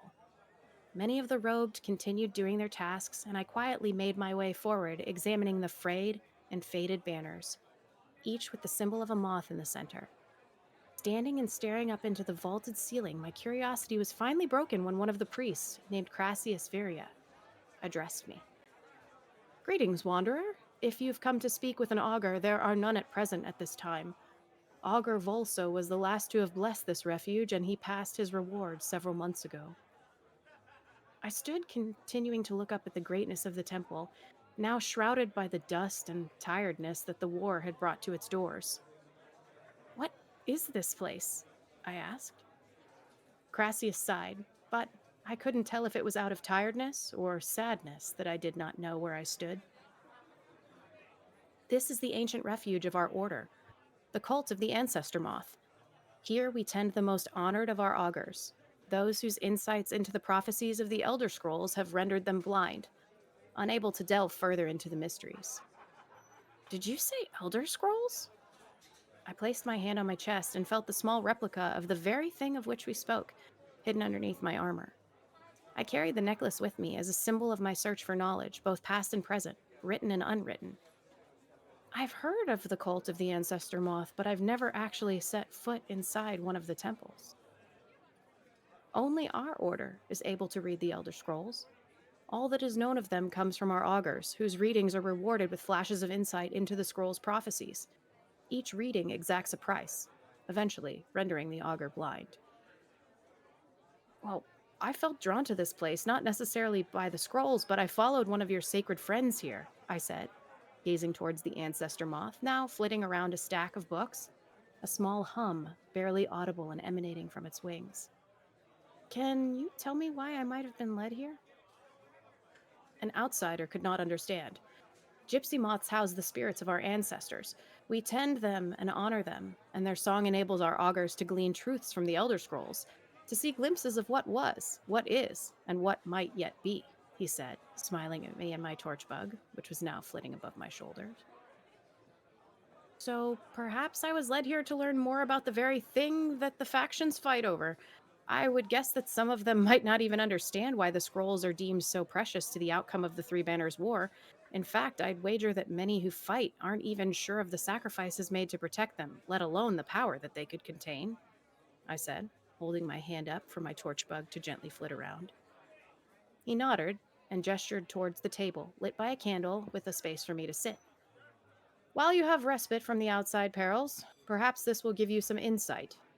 He slid a parchment towards me, and then disappeared into the corners of the temple. It read, "To be read by all novitiates of the temple. The order of the ancestor moth is as ancient as it is noble. We nurture and celebrate our beloved ancestors, whose spirits are manifest in the ancestor moths. Each moth carries the furin of an ancestor's spirit. Loosely translated as the will to peace, the furin can be sung into the silk produced by the ancestor moths. When the silk is in turn spun into cloth and embroidered with the genealogy of the correct ancestor, clothing of wondrous power can be made. Adepts of our order are gifted with prescient powers. The wisdom of the ancestors can sing the future into the present. For this reason, our order, and our order alone, has been given the privilege to interpret the Elder Scrolls. These writings exceeded even the gods, both Aedra and Daedra. Such insight into the inner fabric of reality comes to a price. Each reading of the Elder Scrolls is more profound than the last. Each leaves the priest blind for longer and longer periods of time. Finally, the last reading achieves a nearly sublime understanding of that scroll's contents, but the priest is left permanently blinded to the light of this world. No longer can he read the scrolls. This monastery is dedicated to the service of those noble members of our order. They now live out their lives with the ancestor moths that they so love. Their unground domain are well suited to the moths. They raise and nurture the fragile creatures, singing to them constantly. They harvest the silk and spin it into bolts of cloth. They weave the cloth, embroidering it with the genealogies and histories of the ancestors that spun the silk. This is their new life. As they tend the ancestor moths, so we tend the blind monks. While they toil in dark, we serve in light. They need food and water. We provide. They need tools and furniture. We provide. They need secrecy and anonymity. We provide. They need purveyors to sell the fruit of their labors. We provide. At one time, we also provided protection. Many generations ago, Gudrun came to our temple. Newly blinded by visions of what was to be, she brought with her new teachings. The visions of the ancestors foresaw the need of the monks to defend themselves. They train and practice the teachings of Gudrun constantly. They are masters of the sword of no sword, the axis of no axe. As a novitiate, you will learn the teachings of Gudrun. You will learn the way of the peaceful fist. You will learn to serve the blind monks. You will learn to provide. In time, you may attain the peace and insight of the ancestor moths. I waited for Crassius to return to me, but he did not. I rummaged in my bag for my small bound book of parchment to make some notes, and when I looked back up, the text in front of me had changed. I did not know how, but I did not call out to ask, in case I had been blessed by some sort of magic from this place by proxy.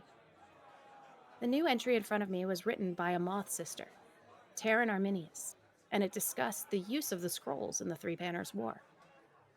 When the generals and legates first came among us demanding custody of the Elder Scrolls, we refused, stating that it was absurd to believe that possession of the scrolls would grant them any benefit, tangible or temporal. They took them anyway, and soon began to attribute their military fortunes, good or ill, to loss or acquisition of scrolls on the battlefield. Most of us scoffed, but one priest, Brother Euclidius Bonum, decided to investigate for himself.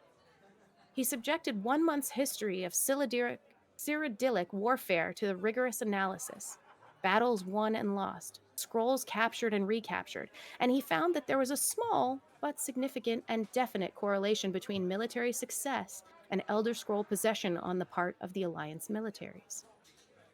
How are we to account for this? My cat has no idea. It seems impossible that the scrolls could actually be conferring military aid upon their possessors. They are mighty artifacts, perhaps the mightiest of all, but their power is passive and descriptive, not active or prescriptive. Brother Euclidius, who must be admitted is an original thinker, theorizes that the soldiers in an army possessing an Elder Scroll are open, on some unconscious level, to a collective osmotic absorption of the prophecies therein, and that insofar as the soldiers' goals all align towards triumph over their enemies, they therefore tend to collectively make choices that align with the prophecies foretold in the scroll. By swimming with the flow of history, as it were, an army with a scroll is therefore somewhat more likely to make decisions that coincide with the probability of events, which leads to a preponderance of victories. That said, Brother Euclidius's calculations were based on rather small statistical samples, so it would be premature to give them the imprimatur of proof. The good brother feels that with enough data, say 30 or 40 more years of warfare, he should be able to arrive at some fairly reliable conclusions.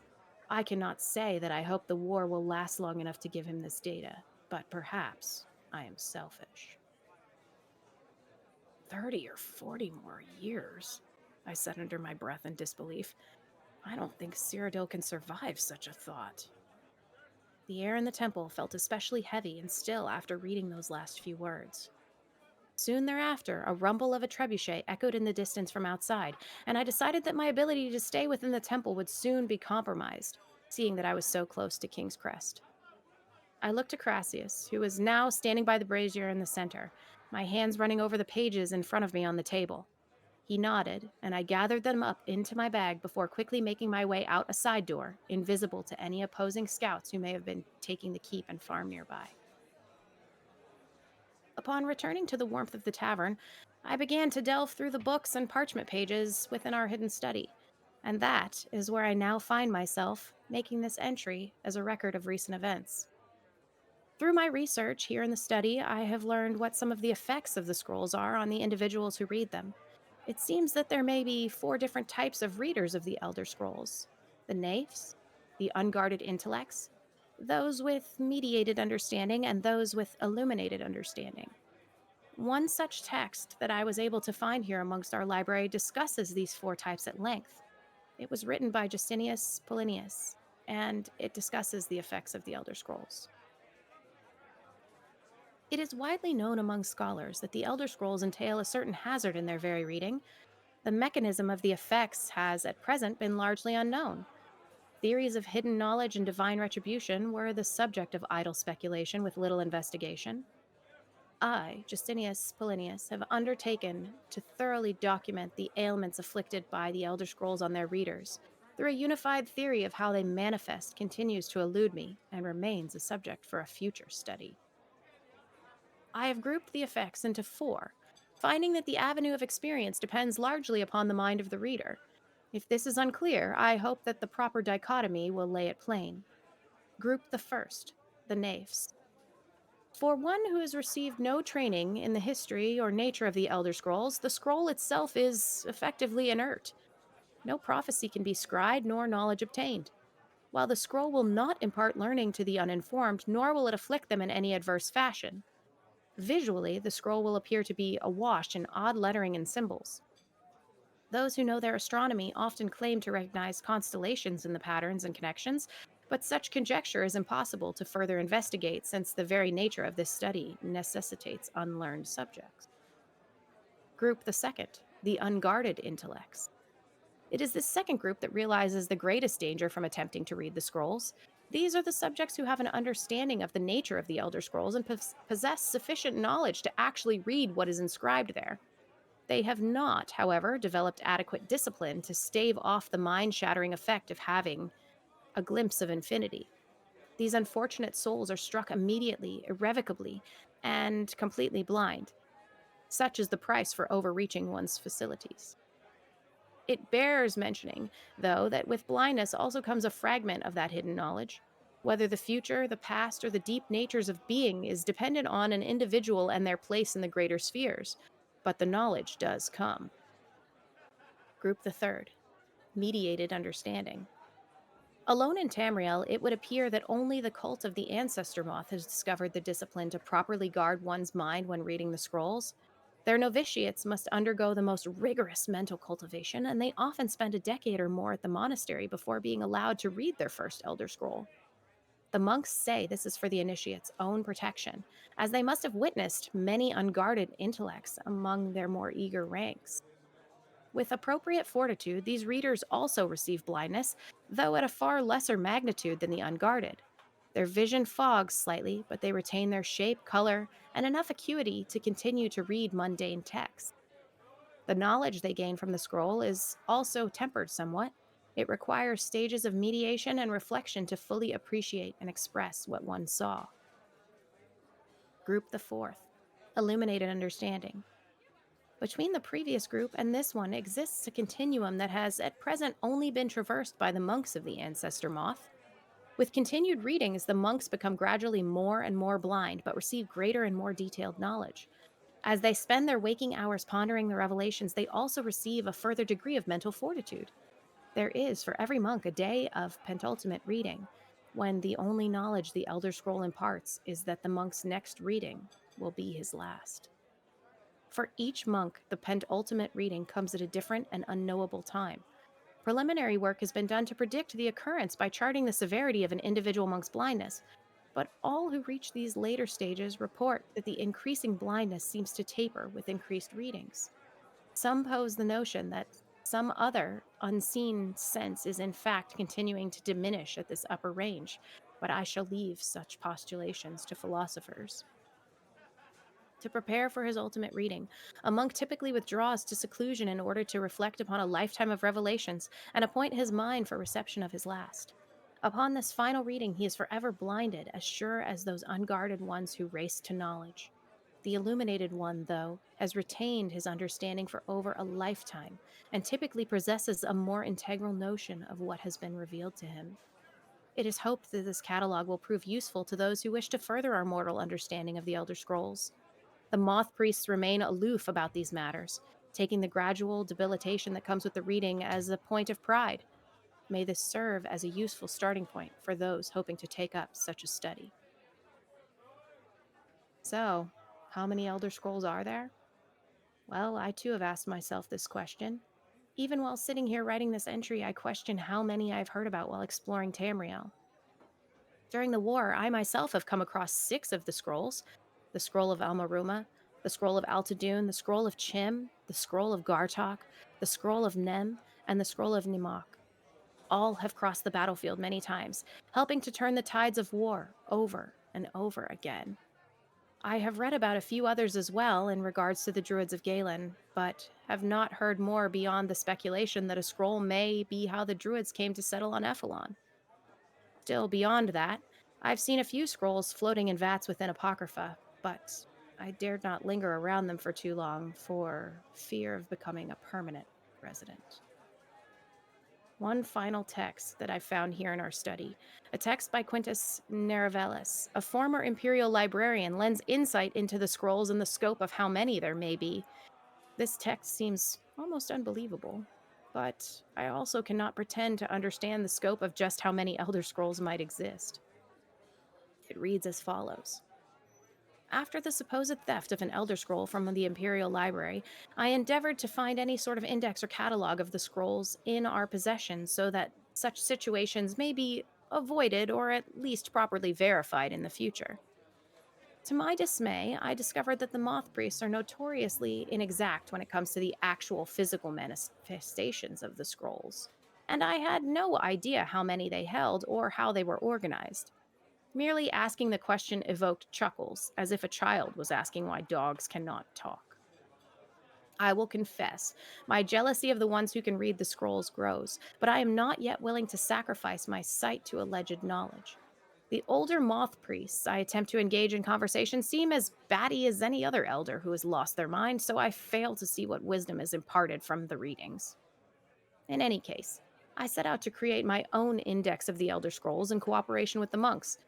Day by day, we went through the tower halls with them telling me the general nature of each Elder Scroll so that I might record its location. Always careful never to glimpse the writings myself, I only had their word to go on. I meticulously drew out a map of the chambers where the scrolls relating to various specific prophecies were located, and where particular periods of history were housed. In all, it took nearly a year of plotting, but at last I had rough notes on the entirety of the library to begin my collation. It was here that things began to go amiss. In studying my notes, I found many areas of overlap and outright contradiction. In some cases, different monks would claim the same scroll to be at opposite ends of the tower. I know they have no taste for jesting, or else I would suspect that I was being made a fool in some game of theirs. I spoke to one of the older monks to relate my concerns, and he hung his head in sorrow for my wasted time. Did I not tell you, he coughed, when you started this that all efforts would be futile? The scrolls do not exist in countable form. I had thought you meant there were too many to be counted. There are, but that is not the least of their complexities. Turn to the repository behind you and tell me how many scrolls are locked therein. I ran my fingers over the metal casings, tallying each rounded edge that they encountered, and I turned back. 14, I said. Hand me the 8th one, he said, reaching out his hand. I guided the cylinder into his palm and gave a slight nod to acknowledge it. Now, count again. Humoring him, I again passed my hands over the scrolls, but could not believe what I was feeling. Now there are 18, I gasped. The old monk chuckled, his cheeks pushing up his blindfold until it folded over itself. And in fact, he said, there always were. It was then that I enrolled as the oldest novice ever accepted into the cult of the Ancestor Moth. Even as I sit here transcribing and finishing my thoughts on the Order of the Ancestor Moth and Elder Scrolls, I can't help but wonder what it might feel like to open one of the metal casings and view the knowledge of the past, present, and future within. Would I see nothing but constellations, patterns, and collections of symbols? Or would a small part of me be lost, forever unable to be given back? Either way, I think that I shall live in the present for now. These people, this place, and the sounds of joy that emanate from within are enough to make a Bosmer smile as wide as a grot oak's branches. It was once said that the Dwemer devised a way to extract knowledge from the scrolls without the requirement of sacrificing their sight, but I speculate that they ended up ultimately sacrificing something more in the end. For me, there's too much Tamriel left to be explored and too many new faces to meet while doing it. So for now, I sign these pages with curiosity of what lies ahead. What do I know for certain? Well, tonight there's a mead waiting for me, and a tribute match to be played with friends. I hear the tribute under a full moon can be full of surprises. I guess we'll see what stories the decks tell tonight. especially after a few rounds of mead and friendly conversation by the fire. Until I write again, my hope is that many travelers find what they seek within these hallowed walls of our tavern. And that's it. Well done. Wow. Whew. That is a legit count. So the 18, sorry, really quick, somebody just asked me, was the 18 an RP thing or a legit count of scrolls from lore? That is from an actual text. The name of the text is An Accounting of the Elder Scrolls. And it is an actual text that you can read. So there you go. Now, are there always 18 scrolls? Or does Well, that no, number that's- change? So that's what the whole text was about. It was about the fact that you could be standing looking at them and see 14 and remove one, and now there's 20, right? It's the fact that the physical manifestation of them is imparted or changes dependent upon the person that is reading them or seeing them or whatever, which is why that guy was like, guess I'm in the cult of the ancestor moth now because I got to know how that works. Because he spent a year of his life trying to figure out where these certain scrolls were stored, and then all of a sudden he looks back at his notes and realizes none of them make sense anymore. Right? So yeah, definitely Elder Scrolls lore is wild. Like, when I first thought to myself, I'd like to talk about the Elder Scrolls, I didn't realize the can of worms that I was opening. Well, let me backtrack for a second. The whole reason that I wanted to do this lesson on this, at first I was like, I'm going to do Way Shrines and Transitus because I did a lore dump on that, like a while back on socials, like a week ago or so. And I was like, maybe I'll do that because it directly relates to White Strakes. And, it's kind of fun to see that they're two different sorts of travel. And I bet people don't really know that. So I thought maybe I'll look into that.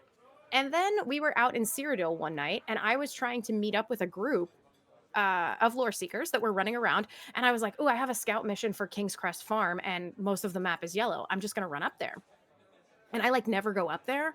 So I was running on my mount and literally this happened. So how the top of this story starts with me running into the temple is what happened. I rode off of a cliff through some trees and all of a sudden I was like, oh, the temple of the ancestor moth. Wow.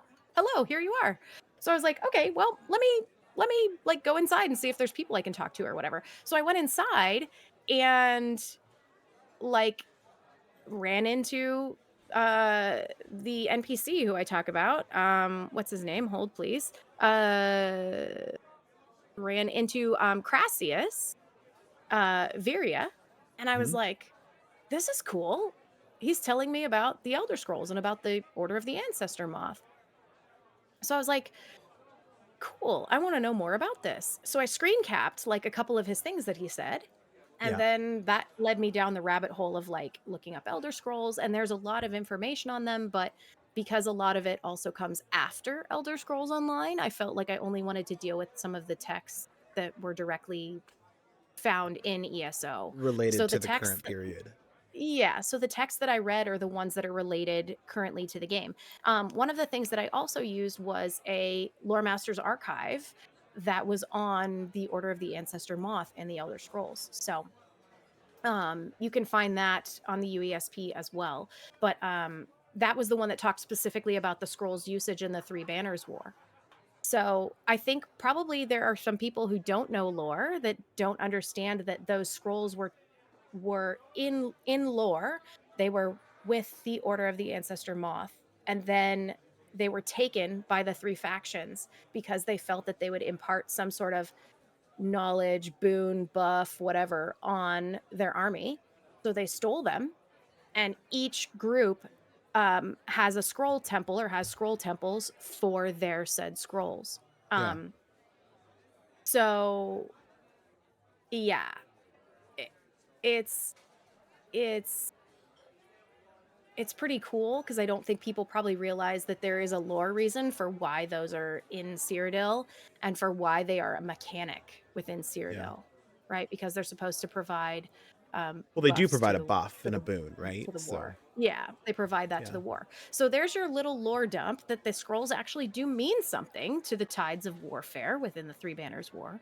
But also, you just genuinely feel sorry for these NPCs when you go talk to them because they're like, well, yeah, we're just here and the alliances are out there messing around, carrying around our scrolls. So we're just going to sit here and take care of the blind people. There's a Sucks. lot of that, like, in Cyrodiil, though. Like, in ESO, there's a lot of, like, being a war-torn province, Mm-hmm. it has a lot of life. Yeah. Like, there is a lot going on in Cyrodiil. Like, if you ever get the opportunity to go and do it, like, there's this temple. I mean, there's people living in some of the communities that are dealing with, like, Daedra incursions. Um, it is very lively from a PvE standpoint. There is a lot happening, and you can interact with, like, 90% of the stuff that is happening in Cyrodiil.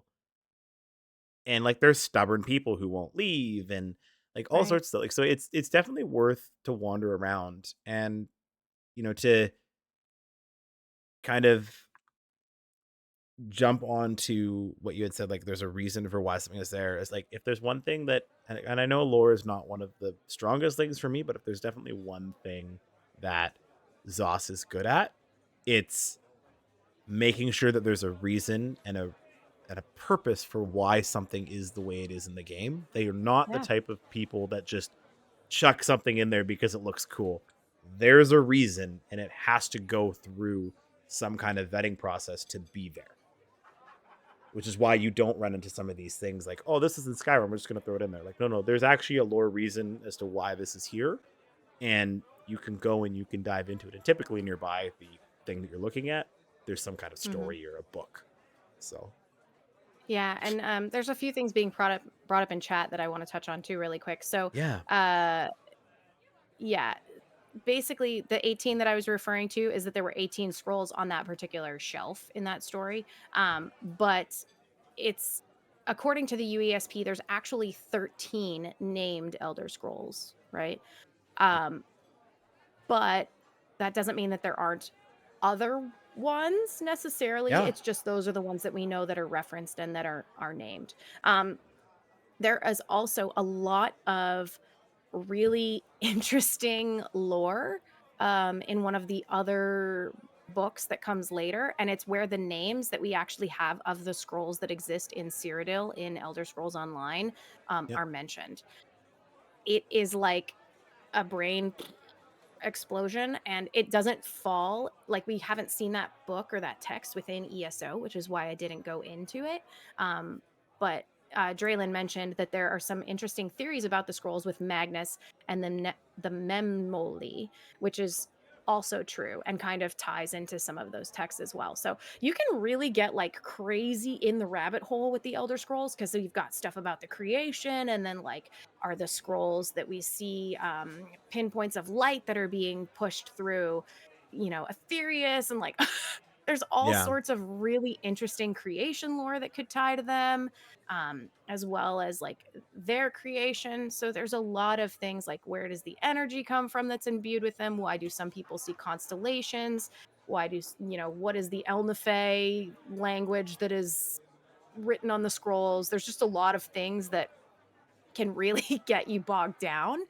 Yeah. And so that's what made it hard for me, is I was like, okay, I want to talk about this, but like, how do Wading I, through. yeah, how do I like wade through what we need? And I kind of decided, well, maybe I should write it like a journal entry, because that's almost like what happened to me. It's like no one else experienced that. I was the one in the party when we were in Cyrodiil Yeah. that was like out on a scouting mission and ran into these people. So I thought it was a cool thing that happened to be actually in game. So from that perspective of RP, it was really, really neat. But then to be able to tie it into learning and reading some of these texts about the Elder Scrolls was pretty cool. So, Yeah. I didn't um, realize there were different stages of, like, opening up. I thought it was you open I an Elder didn't either. Scroll. Like, we're all thinking back to, spoiler but not a spoiler, the Prophet. Mhm. And, he says, I read an Elder Scroll and now I'm blind. And I just thought that was just what happened to you. Like, you just Yeah. you just got blind. But I didn't realize that there were different like ways of going through things. And I loved the part where like it said, you know, sometimes like there might be a time when you open the scroll and you read it, and like you said, it'll be the last time, and Yeah. the scroll will tell you that. I was just like, ooh, can you imagine like going to open the scroll for the first time? It's just like, and you will never read anything again. You're like, wait, Yeah. what? But they tell you ahead of time. That's the horrible thing, is like that scroll says like next time you read something, that's it. You're done. Yeah. Like, good luck. Like, okay, cool. I can't wait to go blind the next time I read this. Like, Bob the High Elf walks through, but like, have you read the latest Elder Scroll? no, No. no. Just Yeah, it keels doesn't over quite work. dead. Doesn't quite work that way. But yeah. It would be wild. And to make that choice, right? Like Yeah. yeah, I don't know. Oh, interesting question in chat though too, which I did think about, but I couldn't even broach it really in this lesson, is would you, if you knew that, if you were an eh, a moth priest and you knew that your next time was going to be the last time you read, would you stay only a little bit blind, or would you just go ahead and pull the trigger for the knowledge? Hmm. I think it would be That'd be I a hard think for me, decision. that would be a hard decision, and I think I would need I think oh, I think it depends would how depend on the enticing the knowledge. knowledge. That's what I was gonna say. It would depend Yeah. on the knowledge that I already had. But I mean, it could be one of those things too, where like the knowledge that you already have is just a surface level introduction to what you would gain on your last reading. You know, like here's the icing on top of the actual cake that you're about to cut into. But once the cake is done, that's it. Yeah. I don't know. It's like the people that become seekers in Apocrypha. Like, is it worth it? To them, Right? it was Yeah. just a husk of At the yourself time. for knowledge. Yikes! At the time, it was And there's worth it. and there's Seemed like a Elder good Scrolls. idea at the time. There's Elder Scrolls there too. I don't know. Anyway, super fun. If you're interested in learning more about the Elder Scrolls or reading some of these texts, definitely head over to the Imperial Library and to the UESP. Yeah. Because you can find them there. There are some texts that have additional footnotes because they first appeared in Oblivion and then were brought into Elder Scrolls Online after the fact. So they had to justify how it appeared 400 years or something like that before the person actually existed. So usually if there is a footnote or something like that, it will be found at the bottom of the text on the Imperial Library or on the UESP. So That's wild. wow. That one was a really fun one, but also like, wow. Whew. It was a lot.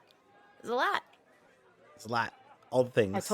I told you, if I had read that and the other reading, I would be like like dead.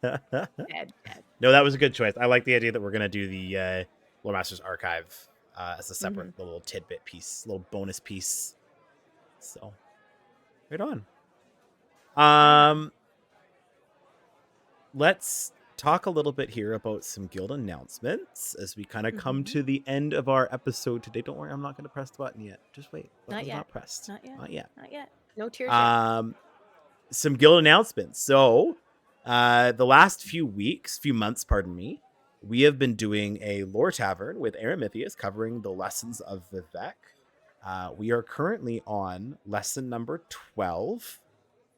And we will be starting lesson number 12 through to number 14 on Sunday at 9 a.m. 12 noon Eastern, 9 a.m. Pacific. I'll be getting up bright and early to stream this right here on the Loreseekers ESO Twitch page. So if you'd like to be a part of that, make sure you head on over there, give us a follow, and you will be notified when we go live with that. A really big kind of cautionary, what's the word I'm looking for in this thing? PSA. Warning. PSA for this one. This episode specifically on Sunday is going to be 18 plus. The 18 reason plus why, and not safe for work. yeah, 18 plus NSFW. And the reason why is that there are a few of the lessons that cover some very adult content, adult-like content. I'll use it like that. And some very sensitive topics that just might not be the most appropriate, or not appropriate thing, the most safe thing to listen to, appropriate thing to listen to. It has some Yeah. mature themes, so if you're not interested in that kind of stuff, by all means you can absolutely pass these over. You know, if you want just more of a take it at your own pace, you can find these lessons in Morrowind. But that will be just for this episode coming up. I believe episodes 15 onwards are a little less. I don't know. I would have to ask someone who's much more Yeah. Draylin's in chat, Draylin. You know, kind of the severity of them. I think that these ones are some of the most adult themed ones. Yeah, Draylin says, I mean, Molag Bal is involved, so it's always We all know who concerning. he's the wonderful Daedric Prince of so Yeah. Yeah. So, anyway, point being, we feel that it is important to cover these lessons because they are part of the Vivek sermons. However, just know that it will not be our typical content that's family friendly, and we will make sure to have that labeled on the stream so that you all know that that is what's going on. Also, coinciding with that, we don't put these particular videos or audio on our podcast channel just for that very reason, because we would hate to have correct. Yeah, someone you with will little, never accidentally run into it. yeah, we would definitely not want to have little ears accidentally running into that when they're searching through for lore or something. But with that being said, you know, ESO is a mature rated game, so we know Yeah. that there are people younger that do play it, and there's nothing wrong with that. It's just that we want to make sure that we're being safe and taking everybody into account, and you know, making sure that we can still deliver the lore content for the people that want to hear it, while still Yeah. also being cautionary to people that might have, you know, kids with them or kids around when they're watching a stream. Yeah, absolutely. So yeah, so an NSFW episode for Vivek's lessons 12 through 14. I believe most of the lessons basically onwards are actually most of most of the sermons are not. I would say they're probably NSFW across the board from 1 through 36. They're for the most part NSFW. But yeah, please The take caution for weird Sunday. dude. He's got some weird things going for him, and I mean, hey, you do you, Vivek, but some people might not be interested in this stuff. So, yeah, there's a note in here that maybe don't blast this live episode on Sunday at work. You know, in your store on Sunday when you're working. Yeah. Maybe don't Yeah. put that in. Yeah. So, but yeah, if you're interested in that and you want to watch the episode, tune in to the stream on Sunday. That is Sunday the 10th. Yeah, 2 days. 2 days from now, Sunday, March 10th, 2024 at 12 Eastern, 9 a.m. Pacific, or whatever other time zone you were a part of, because there are just so many of them out there. I'd have an entire document full of little 3-letter digits. So Indeed. we celebrated our 6th anniversary as a guild. We're another year older. We are. We're another year Do you older. feel it? We've survived another year. Yeah, Do I have any gray hairs? Do you have any gray? Oh yeah, that's right. Thanks, Minwy. DST starts on Sunday. I forgot. Oh, Dang it. shoot. Dang Well, it. I'm going to be Anyway. extra tired on Sunday then, because that's going to be 8 o'clock in the morning for me. Oh no. I know. Oh no. Anyway. Oh, well. The The we things I do for celebrated this our community. That's right. We celebrated our 6th anniversary. As a guild, I feel a little older, but not older. Yeah. I don't know. I'm just happy to be here with you all. Yeah. So, It's another, you know what? It's Um, another year of community. yeah, exactly. It's another year with this community and learning more lore and learning, you know, all of the things that come with having a big family that's international around the world. So it's very, very cool. The other thing too is if you happen to be a new listener with us and you're listening to this on audio or you're joining us on Twitch for the first time, if you want to hear us talk with our founders, you can go back and listen to our 5th anniversary show last year on the Loreseekers podcast on our feed as well. So you get to hear Jibs and Cash on that episode. So if you'd like to, go Jibbles and back and Cashmere. live the memory again, you can always go find it there. Yep. Yeah. Yep. No, 100%. So, and I believe all of their episodes are still up as well. So if you want to dive back into the original kind of starting how this all began, you should be able to still listen to their original episodes. They've left it up. I believe actually they kept it up for us because we've continued on. They kept their stuff available for people to listen to, which is super awesome. We love those guys. And yeah.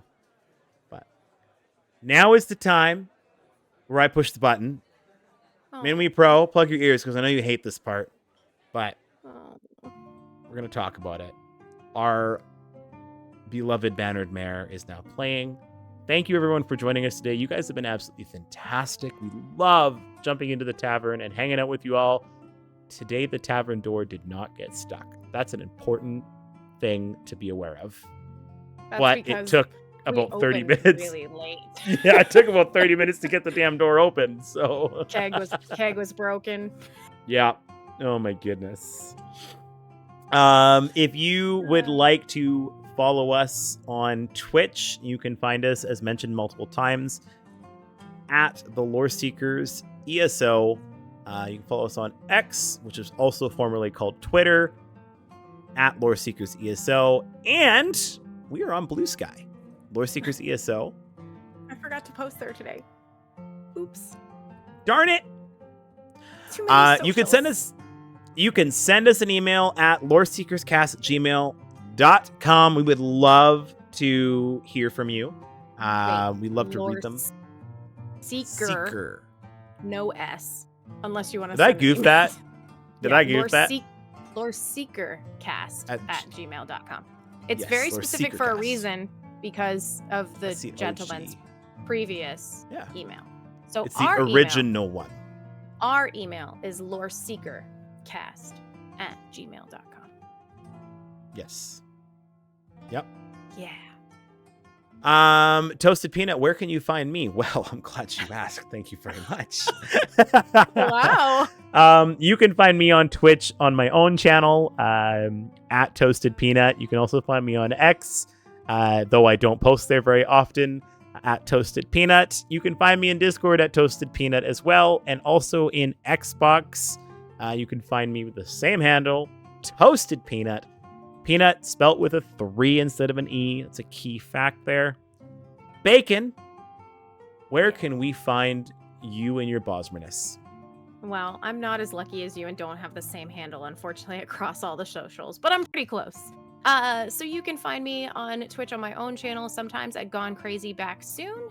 You can also find me on X at Katie Stunt Show. That's the different one, but I made sure that it has Gone Crazy Back Soon at the top of the page, so you can also know that that is me. In Discord, you can find me at Gone Crazy Back Soon, and the one place that it's different because of character limits is on the PlayStation Network. You can find me on the PlayStation side of things as Gone Crazy Back SN due to character limits. However, speaking of the PlayStation people, when I'm not here with you, Toasted Peanut, I spend a lot of my time over with the Snug Podcast on Sunday evenings, talking about Elder Scrolls Online from the PlayStation and console side of things. Mm-hmm. So when I'm not here in the tavern with you, I'm making my home over in the cozy comforts of the Snug Pod. It is pretty cozy in there. It is pretty cozy. Gwen does a great job. She really does. If you'd like to join the Discord, head on over to loreseekers.club for the invite link to the community. All you got to do is just fill out the questionnaire. The good old questionnaire. It has not changed since day one, really. And once you do that, we will gladly accept you into the community. You can join us, come play games with us, and we will get you into the guild in the platform that you are a part of, as well as any multiple ones. Do not forget, for those of you listening on podcast, If you are on Apple or Spotify, please leave us a 5-star review. We would love to be able to share that with you. Every 5-star review on Apple Podcasts, we will share live on the show. So please leave us a review. Every review helps us move up a little bit higher in the listings, and more people will gain access to be able to listen to this wonderful place and grow the community even bigger. So please do that. Thank you so much. Again, Bacon, do you have anything else you'd like to add? I don't think so. I think that's it. I think we did it. Fantastic. Thank you again, everybody. And we will see you next time. Have a wonderful, wonderful evening. Should we go raid somebody? Well, first I want to say, Dilly. Freaking Dilly. Freaking Dilly. I had to jump in there. I just can't help myself. I always have to jump in. So. All right. So we're going to stay live here on the stream for just a minute here. Bacon, can you end your recording? Yes. In 3, 2, and 1. Done. Don't forget to save.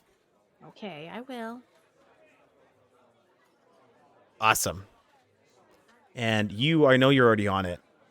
You're already on it. Who are we going to go and show some love to? Oh, please. Holding. We've got... Oh, let's go raid the 9-tail fox. Ooh, they raided us not too long ago too, didn't they? That's why we should give the We're love doing back. it. Okay, 9-tail fox. So everybody in the chat, make sure that you are queued up when it comes up. I want everyone to jump in there with a big old Loreseekers cannonball into the chat for us, please. When it goes. Again, thank you very much, everyone, for joining us. You guys were fantastic. Raid incoming / raid. I have to do all the buttons and the pressing. Not raid. Thanks, everybody. Did I do this right? Invalid username. Oh my gosh. 9_tail_fox. And it's tail, TALE. There it is. No, I got it right. I just did the @ symbol because I'm so used to all the other things. So, all right, friends, go show some love. We'll see you next time. Have a wonderful, wonderful month. Bye, chat. Toodles. Bye. Don't forget to queue up for the raid.